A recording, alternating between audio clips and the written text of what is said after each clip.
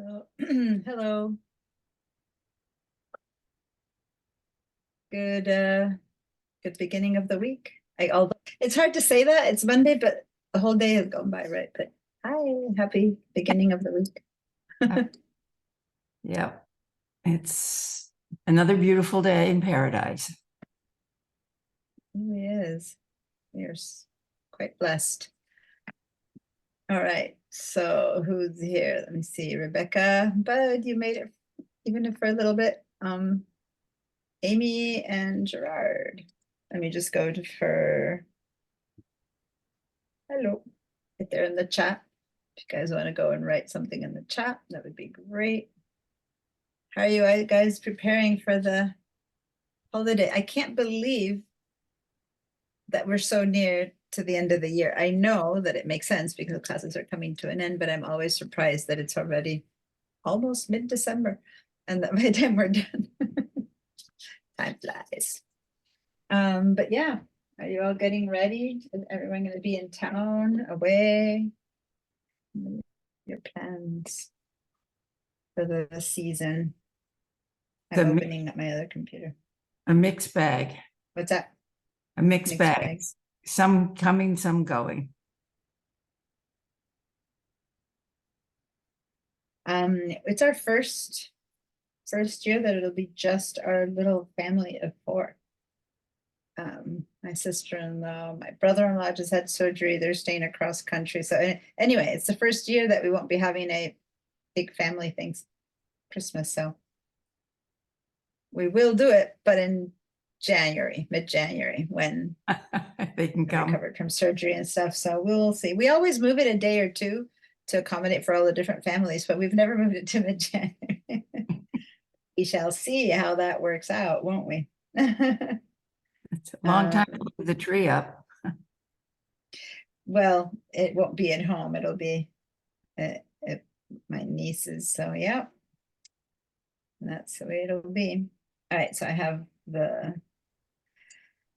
Photoshop open on both sides. You know what? I noticed now I didn't send the email reminder because I'm like, what is wrong? Why isn't anyone here? And I know it just occurred to me as I looked up that I did not send the email reminder. How can people not know?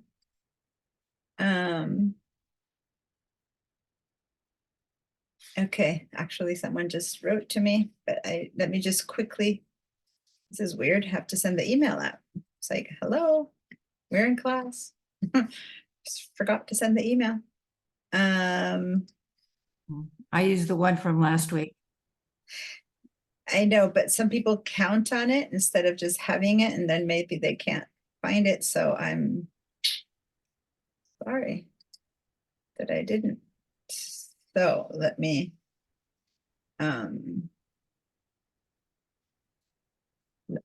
send it. Oh, there it is.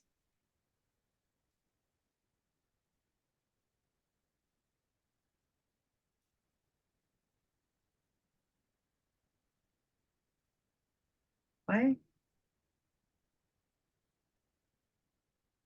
Oh, okay. The people are there. Oh, I remember what happened.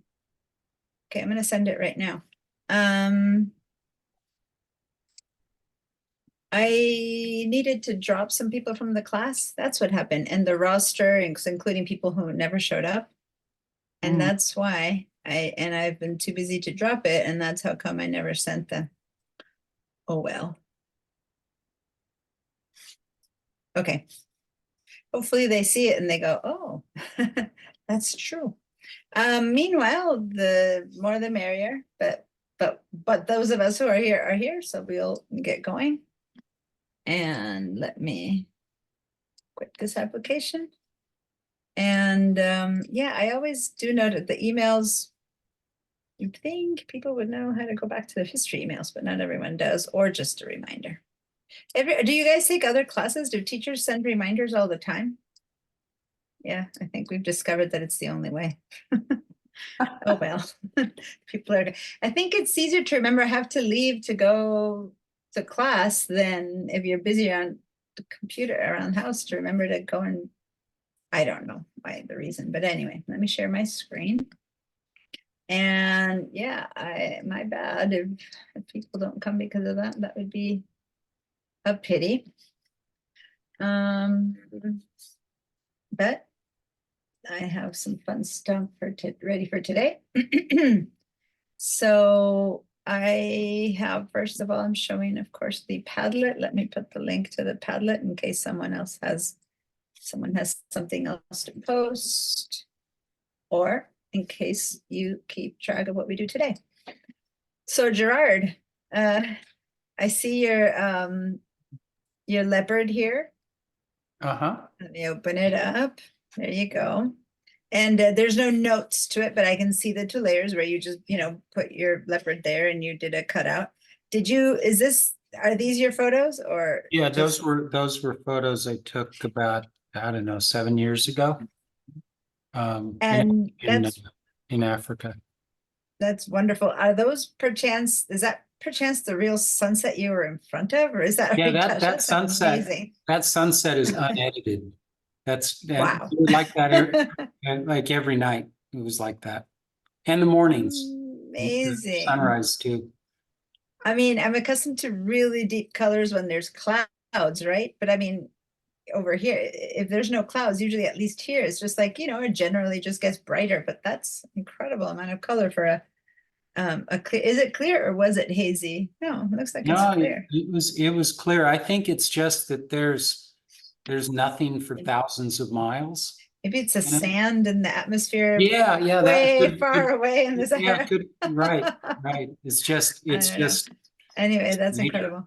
Yeah. All right, and I see that you cut out the leopard and put him on, which I know is not intended to be realistic, but I don't know if you guys can see Oh, the grass. that there's straw grass on him. And there might be some of the I can't zoom in further than, well, maybe I can zoom in a little bit further than this, can I don't know, you guys see that? Because of course the guy was rolling around in the Yeah. dried grasses.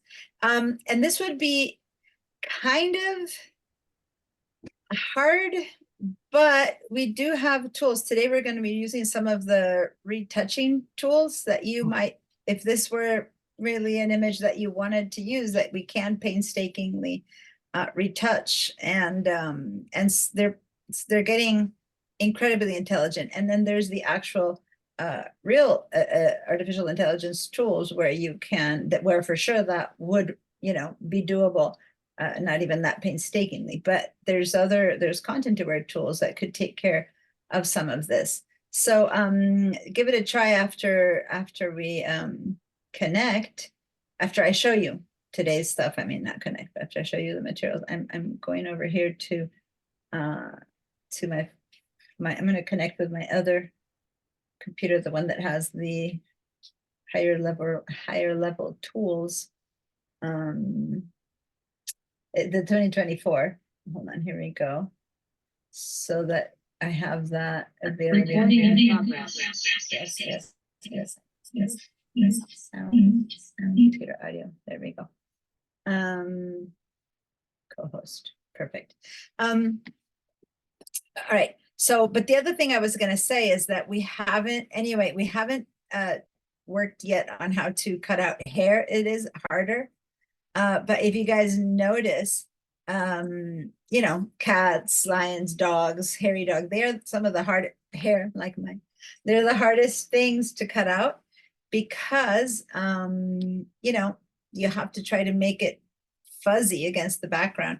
So there's some tools we can use to make that a bit better. And if we don't get to that today, I'll make a point of remembering to do a bit more of the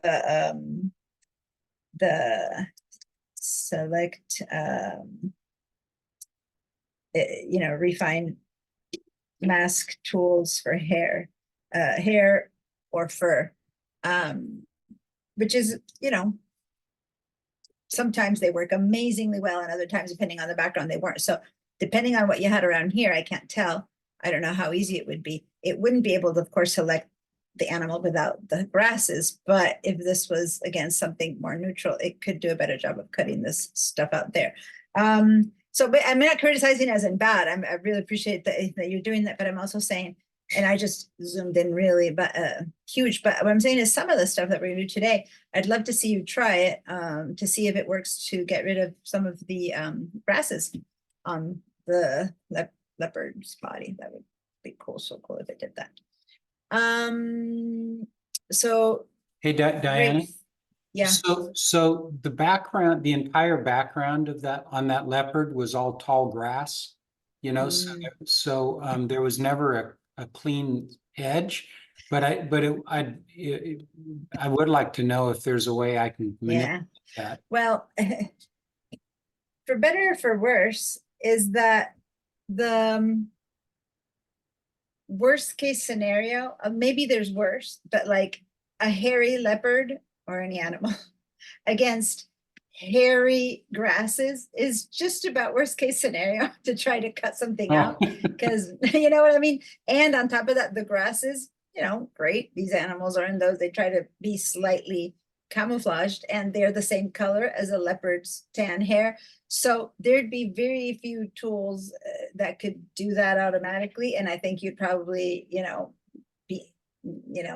be ancient if you try to do one by one each one of the hairs. So unless you like, if he were rolling on it, there's a tuft of grass in front, but he's like on dirt or something else. But if he's surrounded by these tall grasses, Yeah, we're kind of at the limit of the possibility, other than AI, right? To say that, but yeah, that would be extreme.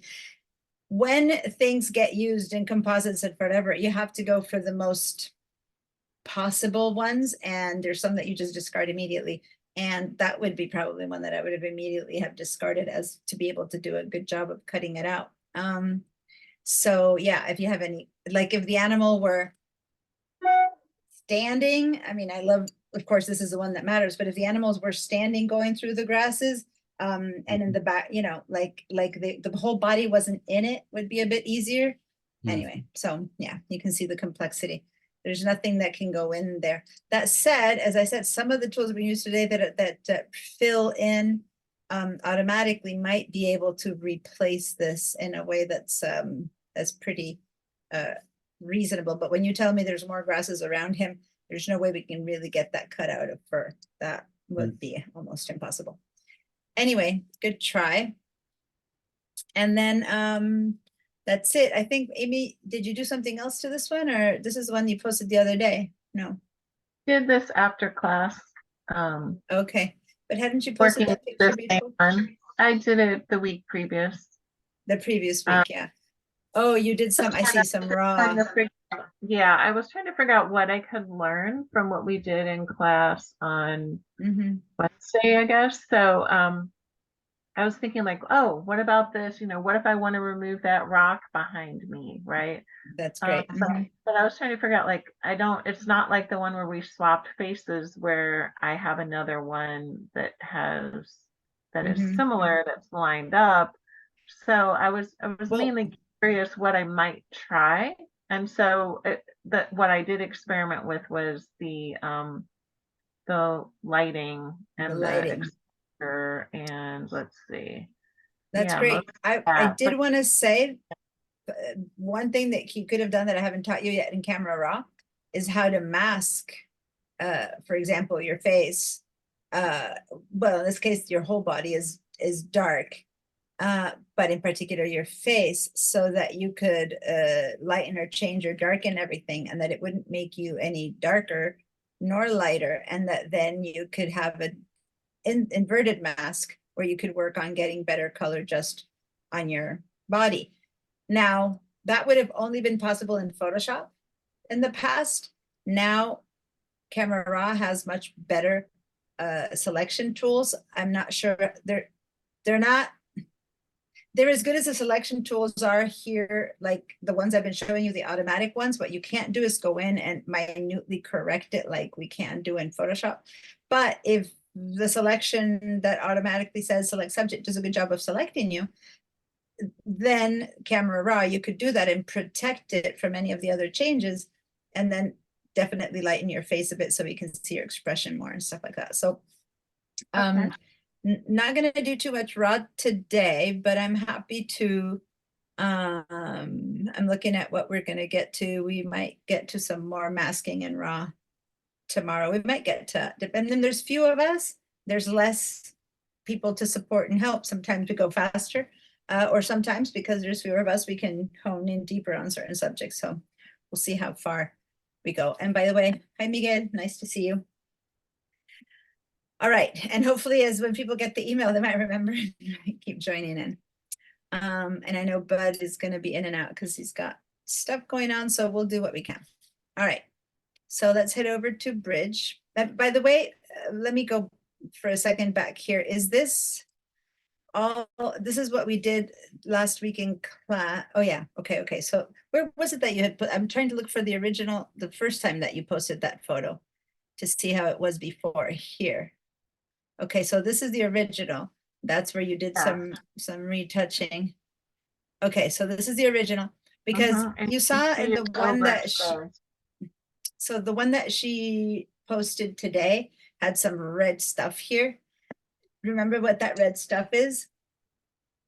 In Camera Raw, it's clipping mask is showing you that there's clipped highlight, or in this case, these bright areas, and in particular, these right there have gone to white without detail. So like if this were printed in a piece of paper that was white, this would have no ink. This would be absolutely white, right? And there's no way to recover that. And so no matter what you do with the rest of it, you can't recover it. What you can do is some of the retouching tools that we're going to today to maybe move this over there, you know, or a bit of this over there, like retouch it and have it go away. I don't want it to go away completely because it's nice to see that, you know, that it is the sunset, but it's also distracting to have like that shiny stuff there. And if that wasn't there, if you were to crop this out, you could still see it Sunday because of the light, and then you could focus much more on the action that's going on there, or retouch this to get it somehow invent that there's a bit of that in there to give it a bit of shape so it's not, doesn't call you. Things that are very bright on the edges, I go there. Like instead of looking at you jumping, I go there. And because in the middle you're there, you're dark, so it doesn't stand out. But if you were lighter against the background and there wasn't that distraction there, you'd get it. So either get the whole sunset or not get it. But this is hard to kind of work with. But it's a good challenge. It's a good challenge. Yeah, I thought it'd be good to experiment with, but I guess in general, Yeah, it is. It is. that out, right? It, You the, know, if the I whole, went, yeah. yeah, If you experiment with easy photos, then you don't learn the hard stuff, right? So no, it's a great guess thing to try out. All right, so we're gonna do a little bit of retouching. We're gonna start with a relatively easy photo to retouch, which is on the very top, the third one. Well, if you're in alphabetical order, the boy face needs cleanup. Let's double click on that one. Now this one has some, anytime you work on portraits, you have to be careful because some of these are zits. I'm sure he'd be happy to have them go, but some of these are moles. And so be careful. People don't want moles removed, right? People like their faces to be their faces, unless they ask you, unless it's a model for a magazine and the art director says, sure, take out the moles, because then it's not, you're not representing the person, you're representing, you know, a brand name or something like that. But if it's a portrait, you want to be careful with that kind of stuff. Anyway, so I'm going to go ahead and go to, first of all, well, let me tell you, before I start working on this, if I want to spend some time making this into a real nice portrait, what should I check first? What should be the first thing I should do?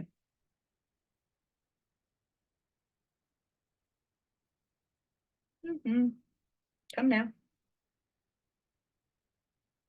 Hello? The size. Make sure you're looking at it at 300 DPI. You're almost right. It's not 300 DPI. It's what? But that you're in the right. Or 100%. 100%. 100%. Yes, right there, 100%. So Command or Control-1 brings this to 100%. So our computers are different. So you might have had it even near, closer, further. It doesn't matter. But we first go to 100%. Which, yes, when Gerard mentioned 300 DPI, that's what you would want to do for, to make sure that it's going to be printable and whatnot. But right now we're looking at a screen, and if our intention is to print this, you're right, we should be checking the image size, and then we'd go, oh, okay, so this one already is set up to 300 PI, 6.8 by 8.5. So as long as I want to do something that big or smaller, I can do it. So good. Yeah. You also, if I kind of would have checked on that earlier in Bridge to see if it's useful for my subject matter or what I want. As I can see, it's got quite a high number of pixels. And as long as it's 300 here already been converted, normally probably it would say 72, and this would say some humongous number. But just looking at these, you could know that you could probably get just about any regular sized picture out of it. So you slowly become accustomed to what number of pixels you need. Yes, Rebecca. I'm having trouble getting that to open up. Keeps opening in RAW. So I'm Oh. force quitting my Photoshop and starting over. Since a PSD Photoshop document, it should not open in RAW. How interesting. Did you do a right click open in RAW? No, you just double clicked. Let's see what happened. Now it's doing it, and now it's in Photoshop. I had to force quit it and Okay. start over. That's interesting. Yeah, last week you had some interesting issues that were a bit different too. Did you check in on that, or? Yeah, I got help, and then we set up an appointment with Adobe, and we spent about an hour taking everything off, resetting it, and then it finally seems to be working correctly. Okay, remember that she had weird stuff that would happen that was completely not the normal problem people have when they're doing wrong things. I finally said, this is Photoshop, or this is your computer that's wrong. Okay, so I'm glad that they did something, but still, the fact that you double clicked on this and opened in RAW, that's strange. Again, that shouldn't happen because it's not. It would only do that if it had been processed in RAW originally, and this is already a Photoshop document. Well, so anyway, I had the sunset that was in RAW, and that I was looking at before class. And I didn't close it, so it just kept going back to the sunset and RAW. Oh, because it was still open. Yeah. Okay, so maybe it was going through that because you had that open. Okay, that makes more sense. Yeah, because your Photoshop RAW is kind of a bridge, and if you had it open for an image, then the other one was opening back and forth. Okay, Yeah. that explains it then. Not weird, but yeah, there we go. Now we have the whole story. Okay, perfect. So now that we've looked at it 100%, why did we come to 100%? What should we be checking?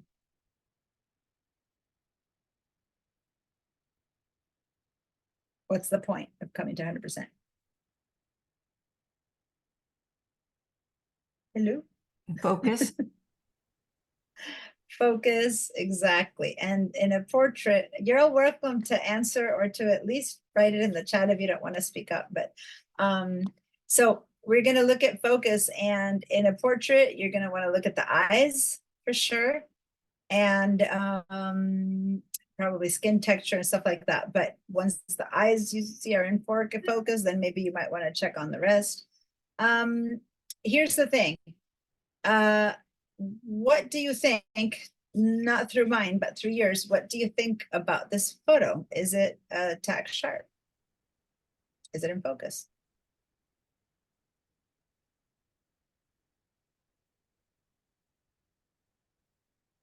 And since I'm on Mine looks like, Retina, I can actually go in a bit fun. Yeah? yeah, You mine tell me. looks like his lips are in focus and his eyes, but some of the other parts of his face are pretty soft. Mm-hmm. And if the rest of his Not face much. is soft, it matters less as it falls back. But definitely this part needs to be in focus. Now, over here, I would have told you that this was tack sharp, and I'm less than 100%.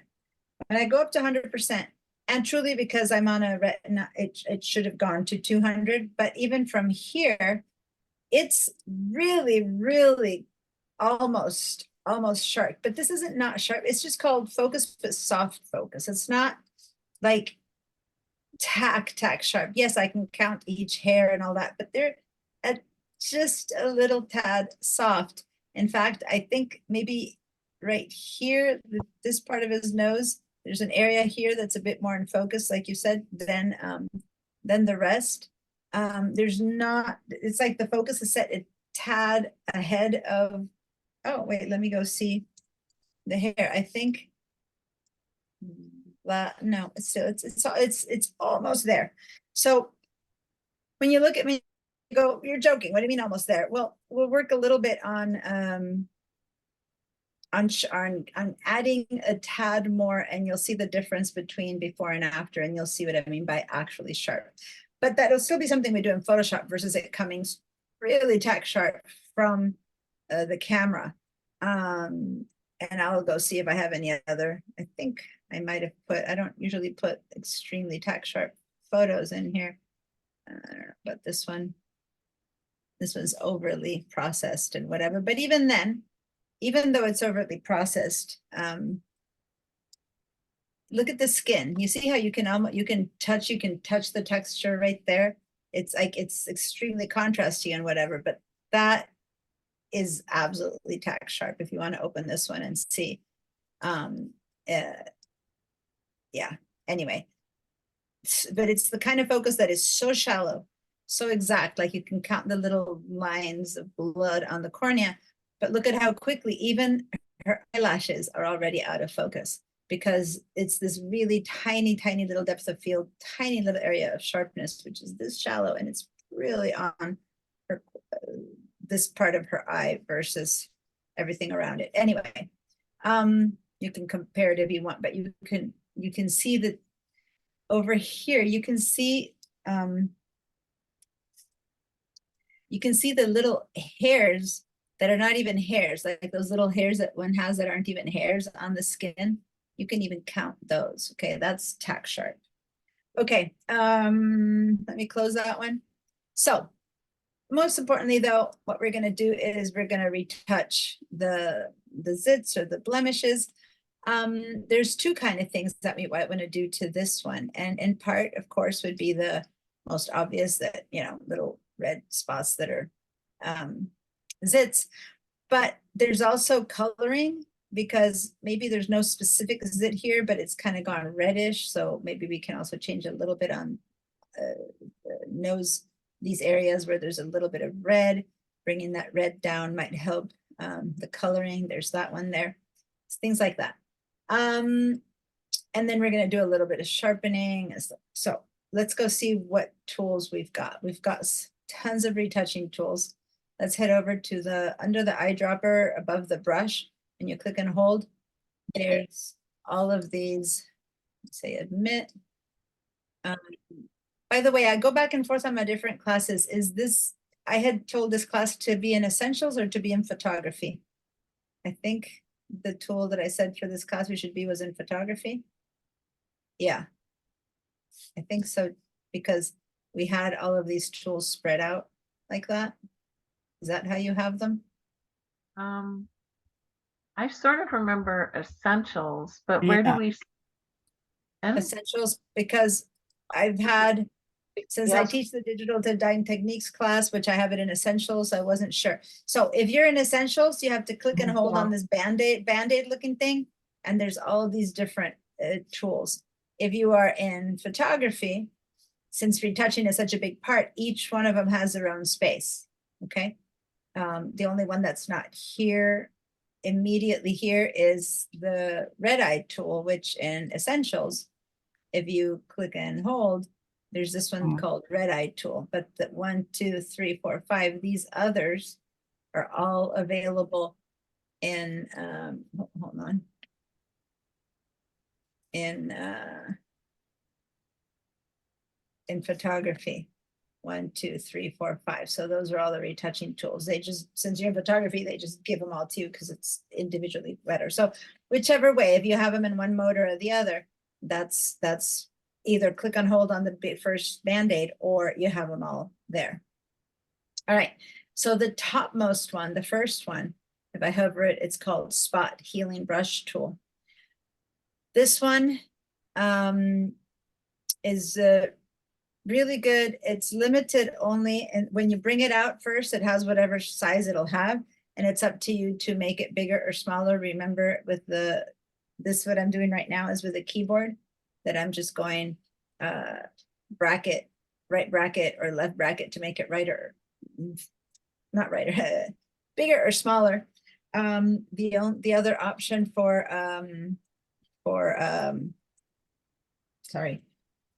the Mac people would be to do this, which would be left.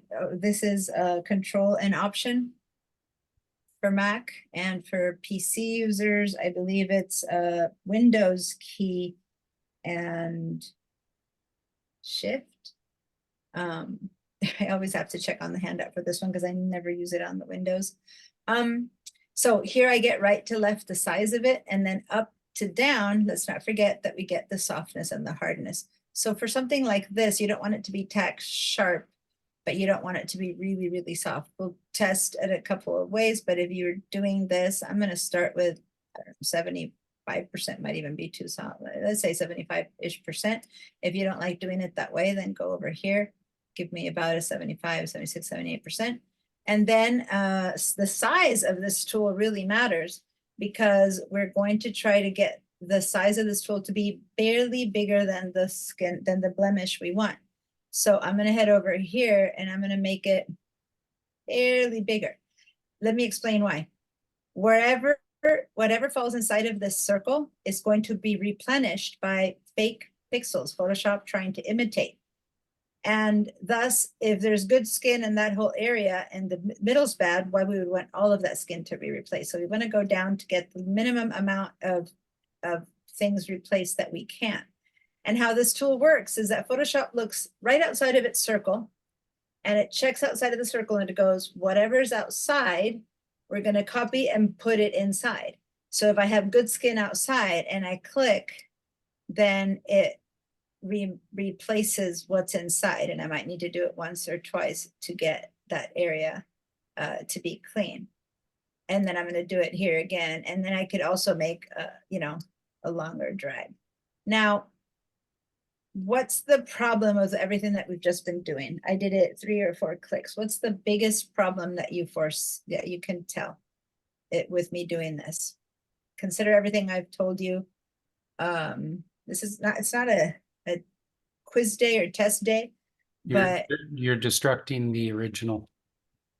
Yes, Gerard, I'm doing this in a destructive manner. Why? I'm doing it straight on the pixels. So what if the guy comes back and goes, I doubt for that, but maybe that was a birthmark, and he goes, where's my birthmark? And I'm like, can't recover it. I got rid of your birthmark, right? So that's a no-go. Okay, so let's Command Z, or since we started with this, I can go all the way to the top and start from the very beginning to not leave anything there. And we're going to first go down and create an empty layer by going down to this little plus sign and putting on a layer 1.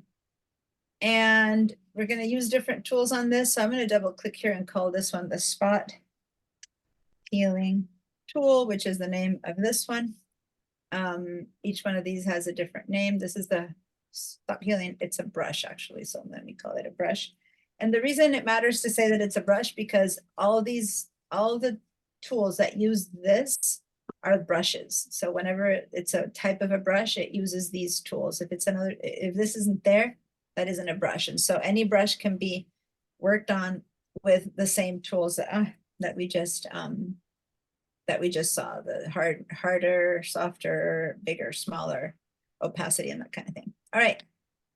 So another thing too is at the very top, it should by default be in these settings, but if per chance I'm always someone who doesn't have it there, it should say normal mode, and it should say content to wear type, like that should be the one that's dark. But the most important thing is that by default, this does not say sample all layers. So if I were to try and do this here right now, it's gonna like, nothing's happening. Nothing's happening. Why? Because it's like I'm trying to fix this, which is nothing on nothing. So in order for my corrections to appear here, I need to have this turned on to sample all layers. Then it's gonna sample what's underneath and make my corrections on top. So now I'm ready to click on this area and maybe on this one. And notice that I'm changing the size whenever I want to do some checking. So over here, I'm going to fix that. And here, I'm going to go a little bit bigger. So first, let's try and get the most obvious blemishes taken care of. And then we're going to see what else we can do about this. Let me, where- I see there's a, hold on, one more second. So that people can keep working while I start answering questions. Notice that if I turn this off, all the corrections have happened on this layer. And so these need to be connected, because if I start moving this layer around per chance, then see the little dots don't match that space anymore. So for now, just be careful not to move it. But yeah, keep going. Okay, Amy? Sample all layers. Where do I see that? Well, you need to have the tool selected. If you have the tool selected, so we're Oh, okay. choosing then sample all layers is available. Then I So- see it. Okay, thank you so The much. spot healing. You're welcome. Now, why did it matter when I said the hardness at 70%-ish? Because if you have a very, very soft brush, it could blur the pixels that are being replaced. So let me zoom into these pixels. And right now you can see there's, let me see if I can put a little bit of fake color behind this so we can see. See how these are a little bit soft around it? So that's blurring into the skin blending a little bit. Had I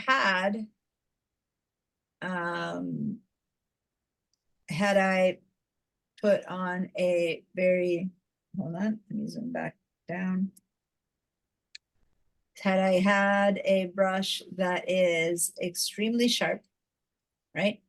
And I tried to do the same thing, and I tried to make a correction of, let me put it somewhere over here where there's a, let me just over here and over here, even if it's a mole, let me just do 2 or 3 over here. So now look at the difference. The last ones that I just did are very sharp right there. Okay, that's the one I just did versus that. And it doesn't have a chance to blend in unless it's perfect. You'll see the circle a little bit more. But if on the other hand, I had chosen a very, very, very, very soft brush, which kind of would seem to make sense. Let me go over here and let's assume that there's something to correct over there. That would be the effect of my brush, really, really soft, and it would blend really well, but meaning it would do its best to blend, but I might begin to lose texture because this blurriness would show little blurry patches on his skin. So somewhere in between, depending on what it is that you're working on, you need to choose something, and if it looks good, leave it there, but always check it at either 100%, or if you have a retina screen at 200%, to make sure you're not leaving little circles and areas. And if it's good, then that's good for that photo. If not, go and change your hardness and start again. So that's another good reason to have another layer, right? So that you can actually have space to play around with these choices. All right, so I'm gonna go back up to 200%. So for this, you need to be at least at the percentage that you're, as I said, if you have a retina, go to 200. If you have other kinds of, I'm gonna get rid of this and start again because I made so many weird ones. There we go. And yeah, go up close to make sure that what you're seeing is working, but don't spend too much time doing a big swath just to get rid of redness per se. Because the problem is that I told you this tool works. I can see that, I don't know if you can tell, but I see a little circle there, right there where my mouse just landed. That's fake, that wasn't there before. So you really need to kind of pay attention that you're not leaving some weird stuff there. Anyway, so let me, I'm just showing you the problems. The other problem will be if you try to fix anything on an edge of color. So if I'm inside color, say I'm going over here to his hair to take that little white spot that's there. And I go as big, I make my mouse, remember, I keep moving my mouse in and out to make it as big as that area. Then that blends in really well because I'm inside of that. But it becomes much harder if you're trying to do something that's to the edge of a line. The tool's getting better and better, right? The retouching tool every year. But say that I'm trying to take these little hairs off of his forehead, I can also drag a line. By the way, you can do more than just a splotch. Just make sure not to get too much of it. And so I'm gonna try to do that. This is great for wires on the sky, you know, when you're taking a picture of a house against the background and you have all these wires in the sky and stuff like that. So this is kind of working, but the more I approach, there you go. See, I don't know if you noticed, see that thing that happened there?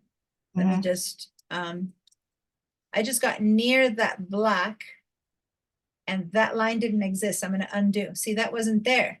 And then I tried to follow the line up to there and I did that and I created a black line that wasn't there. Now that's how it was. Because I told you this tool looks all the way around it and tries to bring what it's surrounding it to the inside. So it brought this black line in there. Now, sometimes it, you know, it does, sometimes it, you just need to be careful and look at it each time and wonder if it's going well or not, and then just be careful. So right now I've kind of got rid of those little loose hairs. Now let me see if I go back down to, so this is a good idea to go a little bit bigger. So now I'm going to turn the on and off to see how the hairs went. And there's the hairs and there they're gone. There's the hairs and they're gone. So it looks like I need to follow through a little bit over there. Work my way around, trying to follow through so that it looks normal, that those hairs are not there. So now when I go on and off, that kind of looks normal. Hi, Eugenia, and I know Susan came in a little bit ago too, so welcome, and let me just show you what image we're using. Here we go. We're working on this boy's face needs cleanup. Okay, so if you open it up, we're just going to be working on there's 4 or 5 different retouching tools and then some other content aware tools that we're going to start working on right now. Cool. So I was showing the first one, but the most important thing that I showed is that we're not going to do it straight on the boy's face layer. We're going to create a new layer first down here. And then on that new layer, we're going to begin to apply the spot healing tool brush right there. And we made it about 75-ish% hardness. And then we just go in making it bigger or smaller with this 2 bracket tools or with our other shortcuts so that we make it circle be only just as big as the blemish I'm trying to fix. And now I've been just kind of showing a few other things. And so now I'm going to do it a little bit more. So those of you guys who have worked with this already. So these are moles that I'm not going to get rid of. I'm going to try to just get rid of the zits.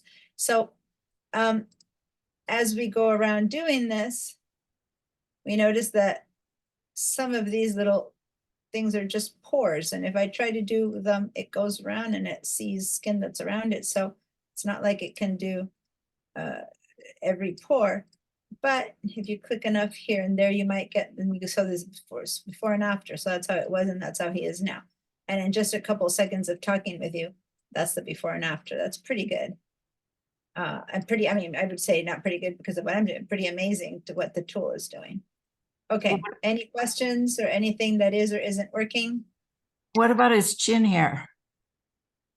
Yeah, yeah, when you go up to 200%, you notice that there's let me go up to 200%. For me, for this screen, 200%. And yeah, he's got these little hairs, you know, teenagers don't know how to shave yet or don't choose to shave yet. Again, that's is it wrong or right that he has those? Not necessarily, but it does make this little darker area. We can go in with making the tool really tiny and kind of drag across. And as long as we start from the outside in, so that we have some skin that doesn't have it, it works. The problem's when you're like in the area and you try to make it and then you just get more of what's there, right? So you have to be very gentle, very soft, try to get those. And so, yeah, so if I now do before and after, there's his hairs are pretty much gone. And then over here, he has one or two. Okay, so yeah, it's not perfect, but it's an amazing tool. It really does it. And there's there's an image that I show sometimes that has some really complicated lines, and the tool really does know how to follow through with it. Did I bring it to this guy? I always try to change my, I don't think I have it here. Now there's this photo I use sometimes where there's this woman who has a striped shirt and has some paint blotches on it. And with this tool, you kind of cross the paint blotches across all the striped shirt, and the tool really figures out how to replace those pretty well. Not saying it's perfect, but it's pretty good. All right, any questions? And hopefully Sue and Eugenia, you guys can catch up, but everyone else, if it's working well and you're impressed and everything is hunky-dory, give me a yes. If you have questions, because it's kind of doing what you want, but not completely, this is the time for questions. So yeah, you're right. I have never gone to the detail of taking all the little extra hairs out, but now that I see them, I can't help. Before I wasn't seeing them, life was good, but when you have once seen, you can't unsee it. All right, so there's the before and after. Before and after. Okay, so back to command 0. There's the before and the after. How's it going? I'm seeing yeses everywhere. Eugenia, did you manage to find the? I am, my You're getting computer there? froze, so I have to restart Oh. it. So I'm trying to get That's the okay. picture. Okay, well, that's fine. That said, as you know, this is not, it is already a PSD, so you guys can save it. I'm gonna save as because I don't want to override my original one. So I'm gonna just say, because the one that goes in there is the one that I use for teaching, so I'm just gonna call this one edited. Cool. So yeah, pretty impressive. But as I said before, and for those of you who weren't here when I was showing you, when we turned this eyeball off, that's what I did. That's my correction layer, right? And it works only if it's exactly on top of it. And if perchance I were to put my move tool on, and even move is just even a little bit of it moving, it just is complete disaster. So we want to connect these two so that they don't disappear. And one of the ways would be to do this thing I'm doing right here, which is kind of clipping the tool. And I'm doing it with a shortcut. I believe if I were to right click, I could do it that way. That's one way, or this way. So what I'm doing is I'm going to clip that one to this one, you know, paper clip, kind of, they go together from now on. So the shortcut, I hover right over the line between the two with my mouse, put my tip of my arrow or finger if you're in a Mac in between the two lines, hold down my Option key or Alt key and click, and you create that clipping, that little arrow that goes down. Otherwise you can right click and say create clipping mask. That means that now if I were to move one, whoops. Uh-oh, no, I made it wrong. That's good for, okay. Clipping mask won't work for this, so let's undo. That's for, yeah, that's good for adjustment layers. This is not an adjustment layer. An adjustment layer mask would then affect only the layer that's clipped underneath it. In this case, what we need to do is we need to link them. Sorry about that. So we need to hold down both of these next to each other. So click on one, hold on Shift, click on the other so that I have both. And then I right click, and then I go to link layers, link layers. There we go. Now they are linked so that if I move one, the other one comes with it, no matter what you do. that guy's, you know, moving, the face is moving too, okay? All right, so now they will move together all the time because it truly is crucial. Even one little pixel off and all the correction looks really bad. All right, we're gonna let that one be. And then if we hover over, I'm gonna clear your answers. If there's any questions or how to do anything that I just did, let me know. Yeah, I had to. And then, And Dan, yes, could you show how to link the spot healing brush to the? yeah, sure. Because I had So to you restart select them. Photoshop. You You select, have to select both at the same time. So you Okay. select one, hold the shift key and select the other. So that way you get both in this lighter gray tone.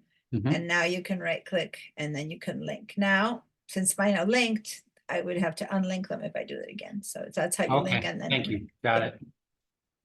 You're Thank you. welcome. All right.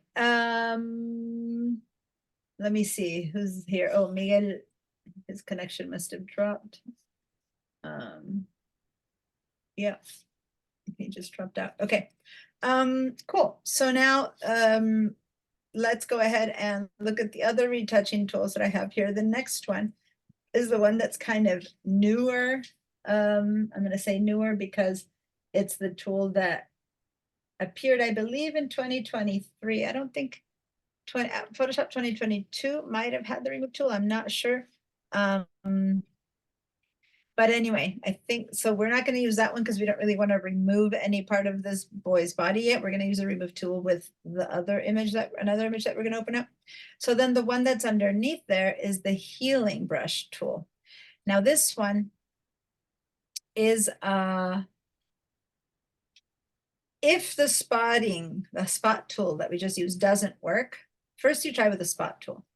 If it works, that's it. It's much easier.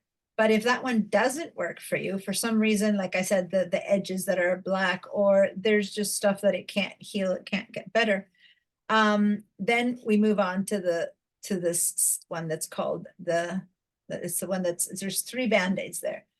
So it's the healing brush tool. And if you have the 3 all in a row that you need to click and hold, then you need to click and hold, and it's the one that's just the band-aid. It's the first one that existed. Then they put the spot healing tool with the little dots, and then the third one or the little stars is the remove tool, but this is the spot healing tool. And for those of you who've been using Photoshop for a long time, you might remember the cloning tool. If the stamp, which is a cloning tool, if you used Photoshop a long time ago, it's still there. It looks like a little rubber stamp, which is the clone stamp tool.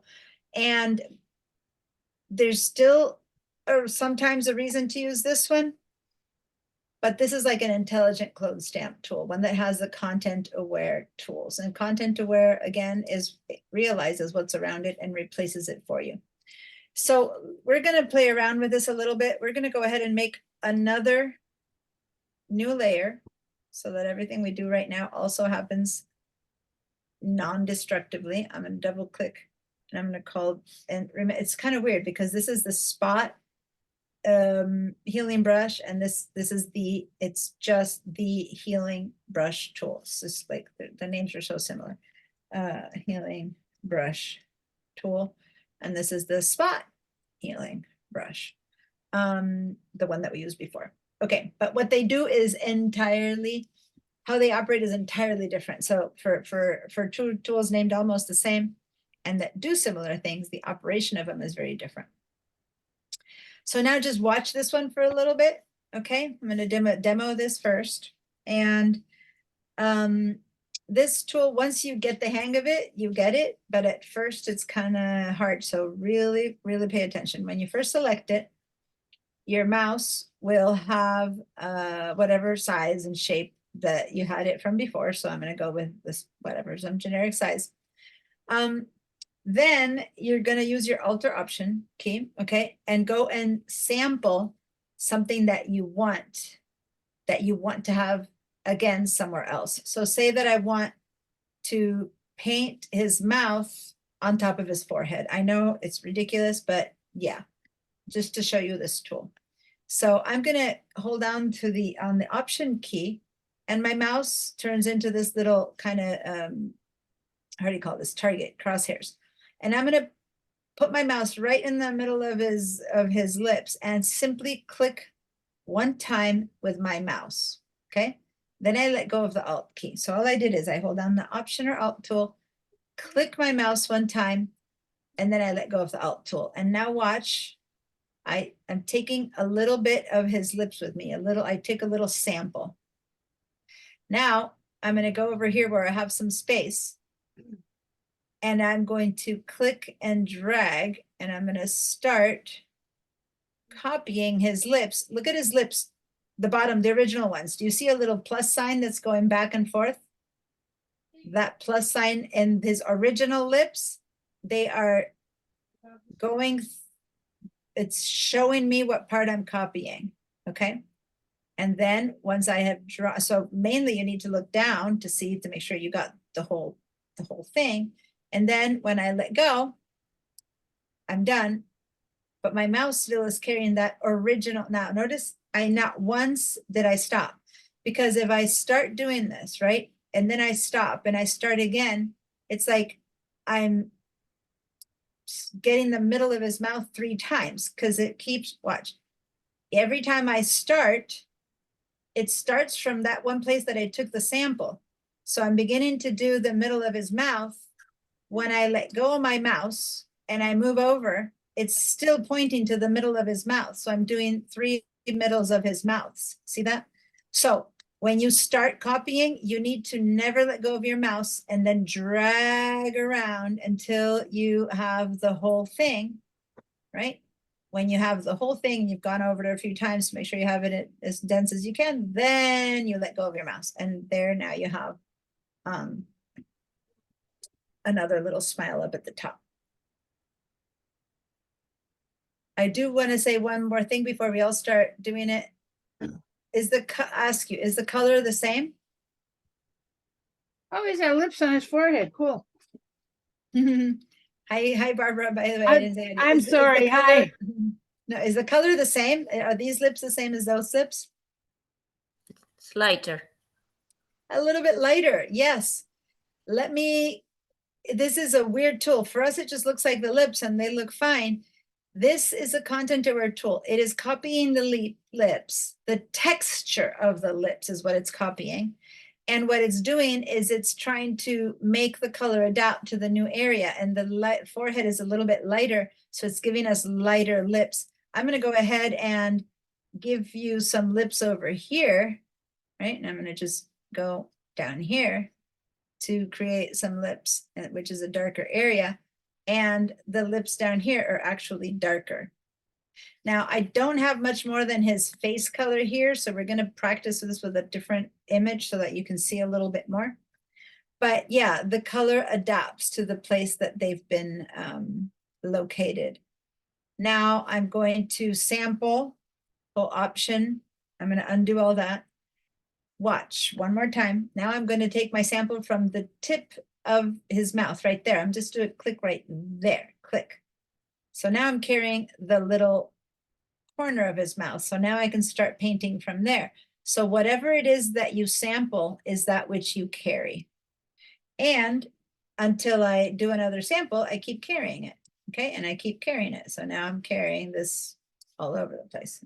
Undo, undo, undo, undo. Not only that, this is the part that's bizarre. Watch. I'm going to go ahead and, which is the other one that I wanted for this. Go ahead and go with this guy. So over here, I'm going to sample, I don't know, I'm going to click sample on his eyes, right? So basically I have another eye here that I can paint. Now, if I go over here, guess what? Oh, that's interesting. I was going to show you how it worked the same, but it's a different color mode. And I didn't check on what color mode it was in. So let me go and check. Hold on. What color mode is the original one? Oh, because it's, why is it CMYK? It's weird. I don't have any other CMYKs here. Why would this one be CMYK? I'm surprised. Do I have any other CMYK? I have never used a CMYK. I've never noticed that to be, I don't think I have any other CMYK here at all. So I give up. I'm gonna go ahead and open this car, which is not a CMYK, just to show you what I'm talking about because it's so bizarre. So this one's RGB and this one's RGB. So I'm opening two RGBs. So now I'm gonna go and sample this little car. I did a little sample of this little car and guess what? I can go over here and I can paint this little car. Okay. And where am I sampling it from? From another image. Okay, the tool is still remembering. So I can go over here and put another little car, right? Or I can go over here and make this little car up here. Pretty cool, huh? It's just, it has to be the same color mode, and I didn't know that we were in a CMYK. All right, that was just kind of important and not, because what if in this photo I have some really cool birds and I go to the next photo and there's a good sky and I just want to copy the birds from this one into this one, right? So I can just do that little tool. But that's a bit more the gimmicky part. So I'm going to just turn these off first. Go back to this one.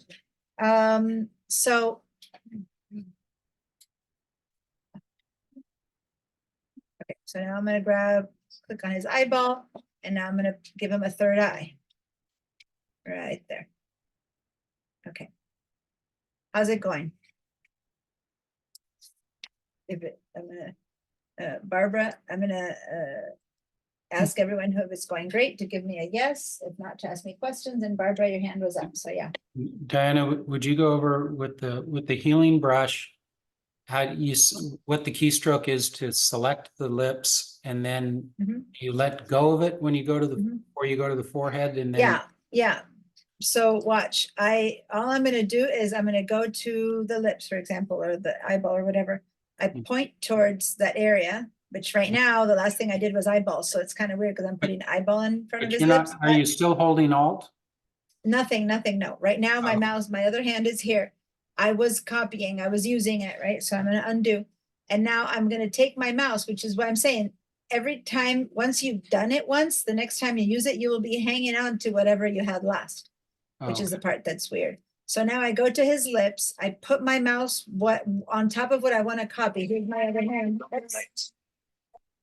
And now I'm going to point to my Alt key. Mhm. And then click my mouse and then let go of my Alt key. So it's like Alt, click, let go of both. Okay, hold down the Alt. Once I get my target tool, I sample with my mouse and then I let go of my Alt. How And do you get rid of the sample if you pulled a sample? You don't, you should go to another tool. So you sample again. So I sample the middle of the lips, and if what I wanted his nose is, I go to his nose, hold down the Alt key, click, and now I'm sampling his nose. Right, but what? I want his eye, hold on. Okay, I'm sorry, click. that's where I got lost, is that I have a Yeah. sample that's not the lips, for example, but I want the lips. How do I get rid of Yeah. the sample that's embedded on my? You don't, I keep saying you don't, you resample something else and it replaces it. So right now I have eyes. I go to the lips. I can't erase what's in there. I just sample something else. So I go down option, click, I and see, now I'm carrying lips. I see. Thank So you. now I'm going to sample eyebrow. And I've got lips on my mouse, but I can't, that's what I have. I hold down option, click, and now I'm carrying eyebrows. Okay, and now he's going to have another little eyebrow over here. So you just change, you can't get rid of what you sampled, which is why when I open another file, there it still was. The tool remembers, it's like a little copy of an area and it remembers it and it carries it with you. Got it. All Thank you. right. Barbara, you had raised your hand before Rebecca, and then are you okay? You got it? Your sound is off, so I'm not sure if you're saying you got it or not. Okay. When you go and do the sample and you Mhm. go back to another photo and you put it in, can you kind of sloppily put it in and then flip your black and whites, and because you're on a new layer, Mhm. then go back and erase, you know what you just put in. Yeah, the edges, what you- yeah. Yeah, Raise the edges, yeah. So, yeah, so this is what you're asking. Say that I get again this dog. Because for some, the other one isn't working. Let me go get those two again. What's it? The taxi and the hello, taxi. Did I not open it? Double click. So if I sample taxi, right? So click, I just sampled on taxi. I'm carrying a piece of taxi. I go over to this place and let me put over, and this is the part that I wanted to show you, that the color adapts. So everyone stop doing whatever you're doing and watch, because now I have colors that I can show you what I mean. This is a bright yellow taxi, is it not? Right. We can all tell, or I can't even call it taxi. I don't know. I think of that yellow as a taxi. It's not a taxi, it's a bright yellow car. My looks brain like says old taxi. BMW, It's a sort of. little toy car. Great. Now I go over here and it was a bright yellow car.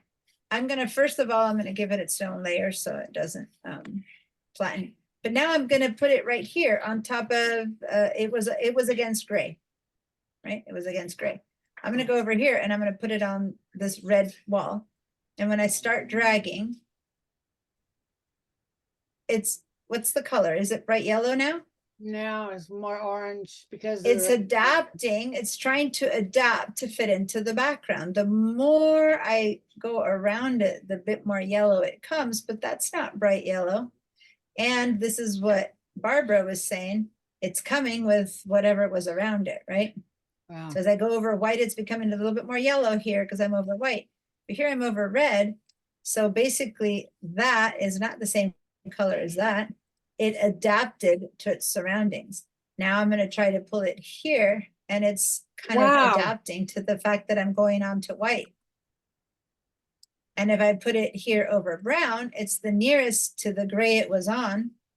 So this is a bit more the color that it was in the other one, don't you think? Of all three? Mhm. Because it's the content aware tool and it looks at its surroundings and it does its best to merge. So if you have a blue sky with a bird that's one type of blue and you merge that bird into another sky that's a different tone of blue, it adapts it so that it fits into the new sky. So this is the intelligence part of the tool. Had I used the clone stamp tool, it works the same way, but it would have brought the car. Now I switched to the clone stamp tool for a second. It worked exactly the same way. Target, click, and then I go over here. This one brings the car exactly the way it was. It doesn't merge, which in this case would make more sense, but depending on what you're doing, one is better than the other. But what Barbara was saying, well, can we then get rid of all the stuff that we didn't want? If we just wanted the car, yes, you can always add a mask. I'm gonna add a mask, use my brush, right? And I'm gonna start taking away what I don't want. Right, so I'm doing it very abruptly and not very careful. But I'm masking this to get rid of the stuff that we don't. I have a very brushy, a very fat brush, and so it doesn't, but see what I'm saying? I'm masking parts of what I brought in out. And if I were to have a tight brush, this would be better and more obvious, but I'm getting rid of all this stuff that I didn't want in the most absurdly quick way. And I'm leaving only the pieces of the car that I supposedly wanted. So I'm using a mask with a brush, which is what we practiced a week or so ago when we did this, where we just brushed out some of the colors that we didn't want and we brushed them in, right? We did that. We just brushed onto our tools. And in fact, that's kind of what we did here, where we brought this face in and then we brushed out the places that overlapped from one to the other. So over here, I'm bringing in the entire taxi and then I'm brushing out the parts that I don't want. I can sit down and do a good job of it and give you a perfect taxi. Keep calling it a taxi, it doesn't matter. But right now I'm just using a little brush for that. Before I go on, Rebecca, yes. I'm selecting using the option. I get there, right? And then click, let go of the option button. I go up to where I'm going to paste it and nothing happens. I see the things. Do you have I forgot to tell you, you're right. The first tool you had to click sample all layers. I forgot to say that over here you have to select current and below, because current layer is transparency on transparency. Current and below reads downwards. I'm sorry. I So didn't current say and that. below. Good. Now do it again and you'll see it'll work. Make sure you're on your new layer. Now Yeah. do the sample and now draw. Ah, okay. I forgot. My settings are always on that, and I forget that when you first do the tool, once you change it one to current and below, it won't change again. This would always be destructive, right? Current layer, and so I never do that. I always change it to that. But once I've got that, then it's there forever. You also want to, if you say all layers might be better, because if you have 5 or 7 layers here and you're trying to clone, it'll copy through all that stuff. So sometimes you need all layers, sometimes current and below. In this case, it's current and below, so it's good. Diane, without explaining, could you do step 1, 2, 3, just real quick?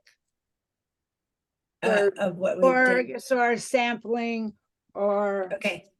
So first we started a new layer, right? Okay. Because we want to do it non-destructive. So you first put a new layer on. Mhm. Once that layer is there, we gave the name to the layer. Then, yes, check that you're on the current and below. Current and below, Forgot okay. to say that. Sorry, Rebecca. Then you go and say, I want to make this guy be full of moles. So I'm going to go over the mole and I'm going to make it a bit smaller because that mole is smaller. So I'm going to hold down the option key and then I'm going to alter option. And then I just single click my mouse that you don't see. I'm doing it, my mouse. And then I let go of my alter option key. And so now I'm carrying this little mole around with me. But see, if I were to put this mole here on the skin, see how much darker the skin and redder the skin is there than here? Can you see? So, but when I click, it adapted and it gave me light skin around. Does that make sense? That's why when it was a bit weird to do that for the car, it makes sense here because this is perfect in that area. But when I put this mole here, the skin is kind of reddish and brown. But when I single click, it gave me a perfect mole with bright skin. And if I were to put it in this kind of skin, it would give it to me in that color skin. If I were to put it here on the tip of this really bright nose, it adapted to that color skin. You see that, you guys? That's using sample? Or is that?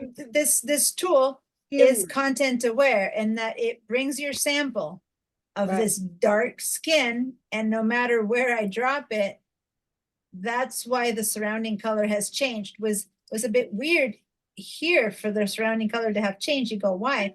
It was adapting itself to that background.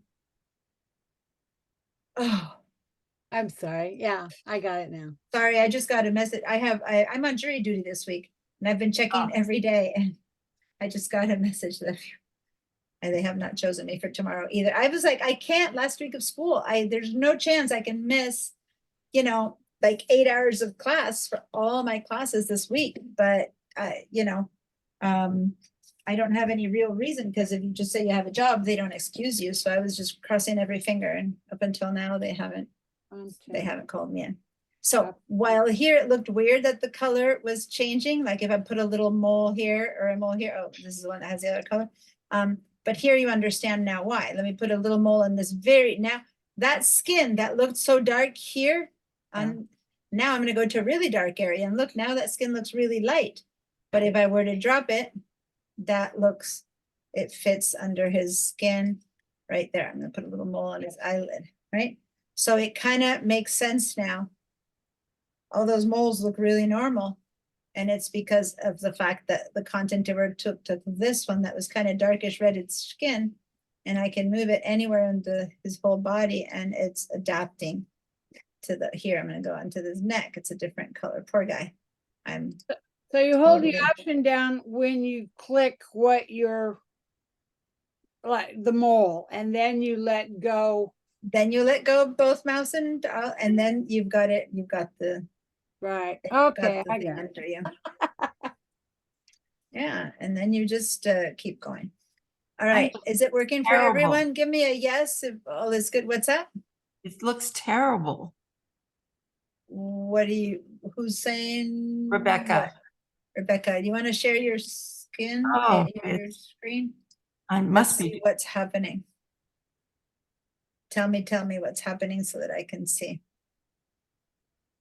see how there's stripes and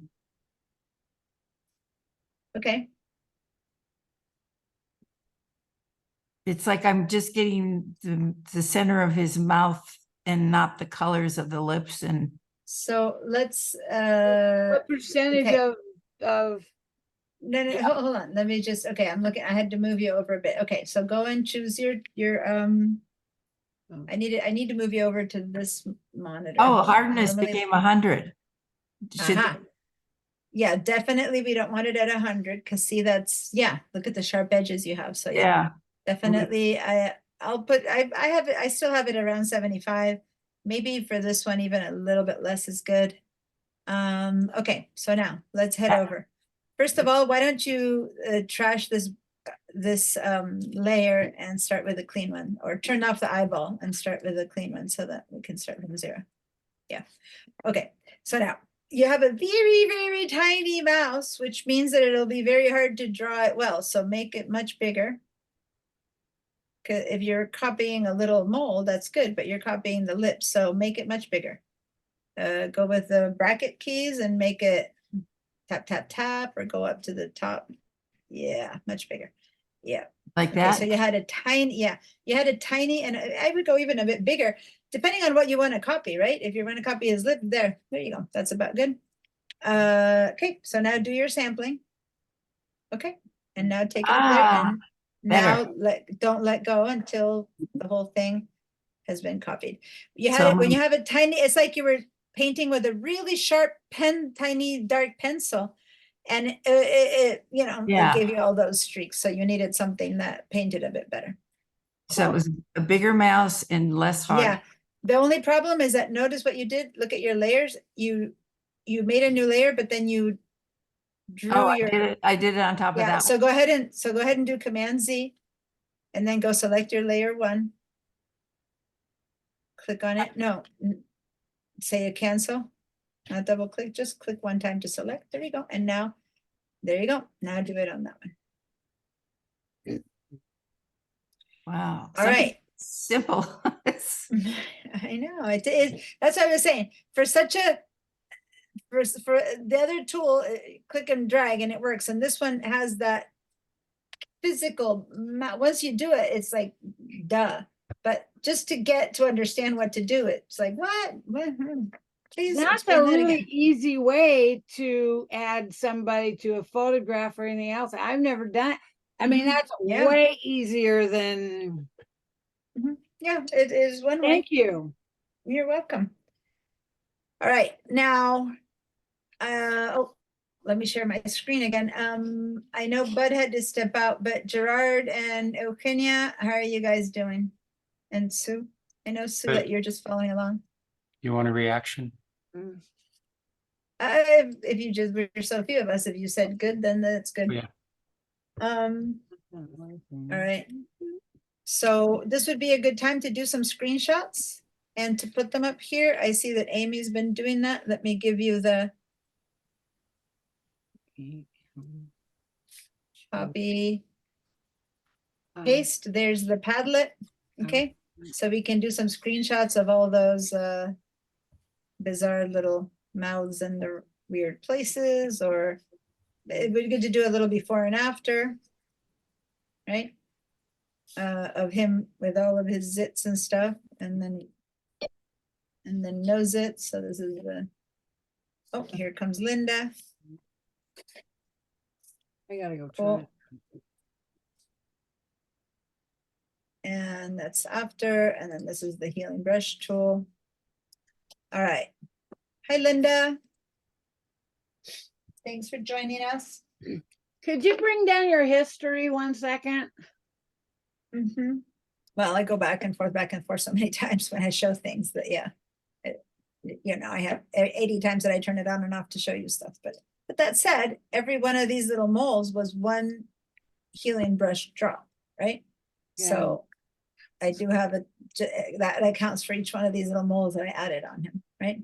Yeah. Okay, Thank you. so Linda, we're about to move on to a different tool.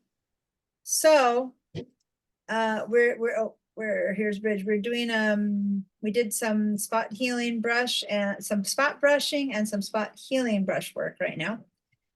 Which I think you've done before, so you probably are fine with that. If you have any questions, please ask me. But now we're going to, and we had that guide. So if you want to open that, I have one more thing to show you with this one, and then I'm going to change image. Okay, so I'm going to turn these two eyeballs off, and this is his original face. And when I turn this one on again, I got rid of all his zits.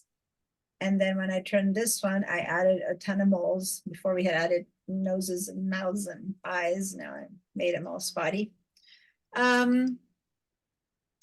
But now there's like the 3 different tools that I've shown you that look like Band-Aids. We're going to use a remove tool on a different photo.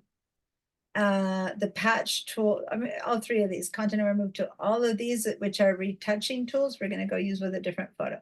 So we're going to leave this one open because we're going to come back here to show you something. But let's move over to a different photo. So let's go back to Bridge. And where's here, we're going to go to this one that's called Remove Tool. We're going to do this on a couple different photos and it'll be fun. But anyway, right now we'll go with this one. And it's at 50%. So I'm going to go to Command 1 to go to 100%. And let me know if you found it. If you didn't find it, then that's good. But Sue, are you doing some stuff today or are you just watching? Just to know whether to follow up on you or to let you do the work later. Just let me know.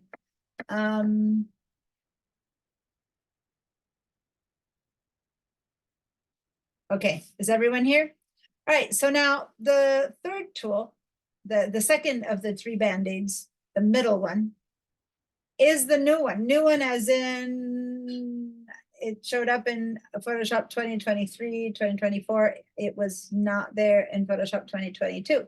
But depending on since when you've been doing Photoshop. So I'm going to click and select it. And if you look at my mouse, it's hard to see the mouse in this. I have it down. Let me put it on her belly. There you can see it. You want to have it be